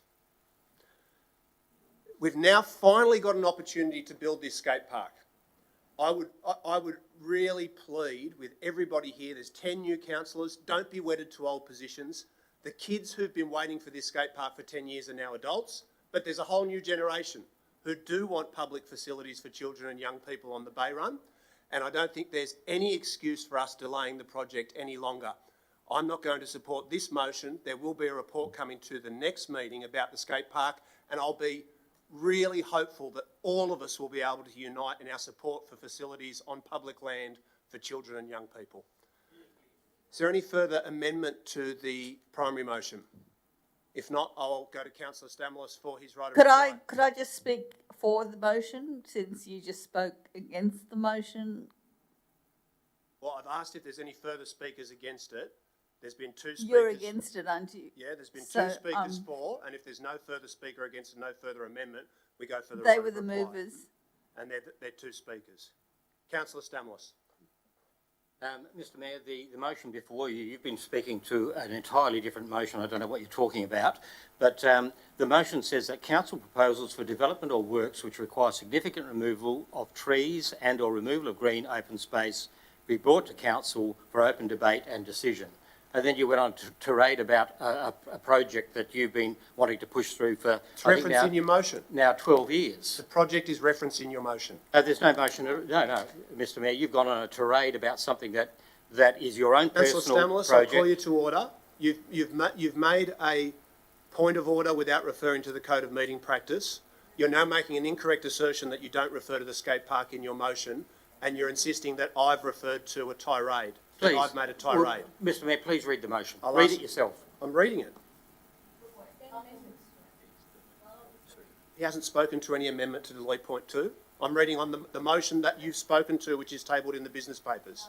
No, the motion is on the screen. You've made Every no councillor amendment. is looking at the You screen, have Mr spoken Mayor. to no amendment, Councillor Stamoulis. It's in the meeting papers. Every councillor is looking at their screen right now, which Councillor has Stamoulis, you the have only not. motion. The motion that is tabled is the one that will be considered. If you wanted to move an amendment, the time to do that was before your right of reply. We are dealing with the motion before us that is in the business papers. You have moved no amendment to it. Well then, Mr Mayor, you have your screen in front of you that every other councillor is looking at right now. I'm afraid the is a screen will one-item need to motion. reflect what's in the business papers because you have not amended that motion. You're going to go on all night about this anyway. You do it all the time. But look, this is the motion before us, councillors, and it's simply, it's very, it's in the business papers on the screen, please. I'm sorry that you got confused. Please proceed. Point of order, Councillor Cruz is interjecting. Call the meeting to order. You've embarrassed yourself, Mr Mayor. You've embarrassed yourself. Just admit it, right? Okay, Councillor Stamoulis, if you're resorting to insult, I'll just... Point of order, Mayor. I believe quite strongly that Councillor Stamoulis has insulted or made a personal reflection upon or imputes the improper motive of another council official or alleges a breach of the Code of Conduct, which is an act of disorder. An act of disorder 1511 subset D. That's correct. Thank you very much. Councillor Drury, it is an act of disorder. I'm sorry that Councillor Stamoulis was confused. We now have the correct motion displayed before us. Point of order, I didn't support the motion as it stands at the moment. There's been no amendment made to it. If you'd like to withdraw your seconding of the motion, you're able to. Okay, I'll have to withdraw my seconding because I Councillor wasn't Shetty is speaking withdrawing to her the skate park. seconding of the motion, which means it will lapse if there's not a seconder for the motion. Is there a seconder? Then it lapses. Hang on a second. We'll move. Hang on a second. Oh, look, this is getting rubbish. He put forward a motion without point two. Yes, Councillor Drury. Sorry, Councillor De Cruz, if you could desist from interjecting. I believe we have yet another act of disorder. And I refer once again to 1511D, which quite clearly has been demonstrated by Councillor De Cruz.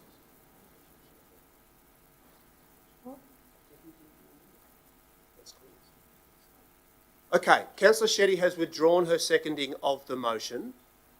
Is there a seconder for the motion? If not, it will lapse. Yes, I'll second the motion. Seconded by Councillor Langford. Councillor Stamoulis, please proceed with your right of reply. I'll ask you to desist from any personal reflections. Mr Mayor, we're removing point 2 out of the motion. You're not able to amend it now that we're up to the right of reply. You didn't amend it previously during debate. The Code of Meeting Practice is very clear on that. That's why Councillor Shetty has removed herself from seconding it. Let's vote. Okay, I'll now put the Stamoulis-Langford motion, which reads, 1, that council proposes for development or works which require significant removal of trees and or removal of green open space be brought to council for open debate and decision, and 2, those aspects of the Leichhardt Skate Park DA which relate to the removal of trees, etc. Everybody clear on that? Sorry, Councillor Shetty's just left the room. Can I just clarify whether she was intending to vote on the motion, or just want to make sure there's no further confusion? Left? When a councillor absents themselves, are they voting for or against the motion? In the negative. Okay, thanks for that.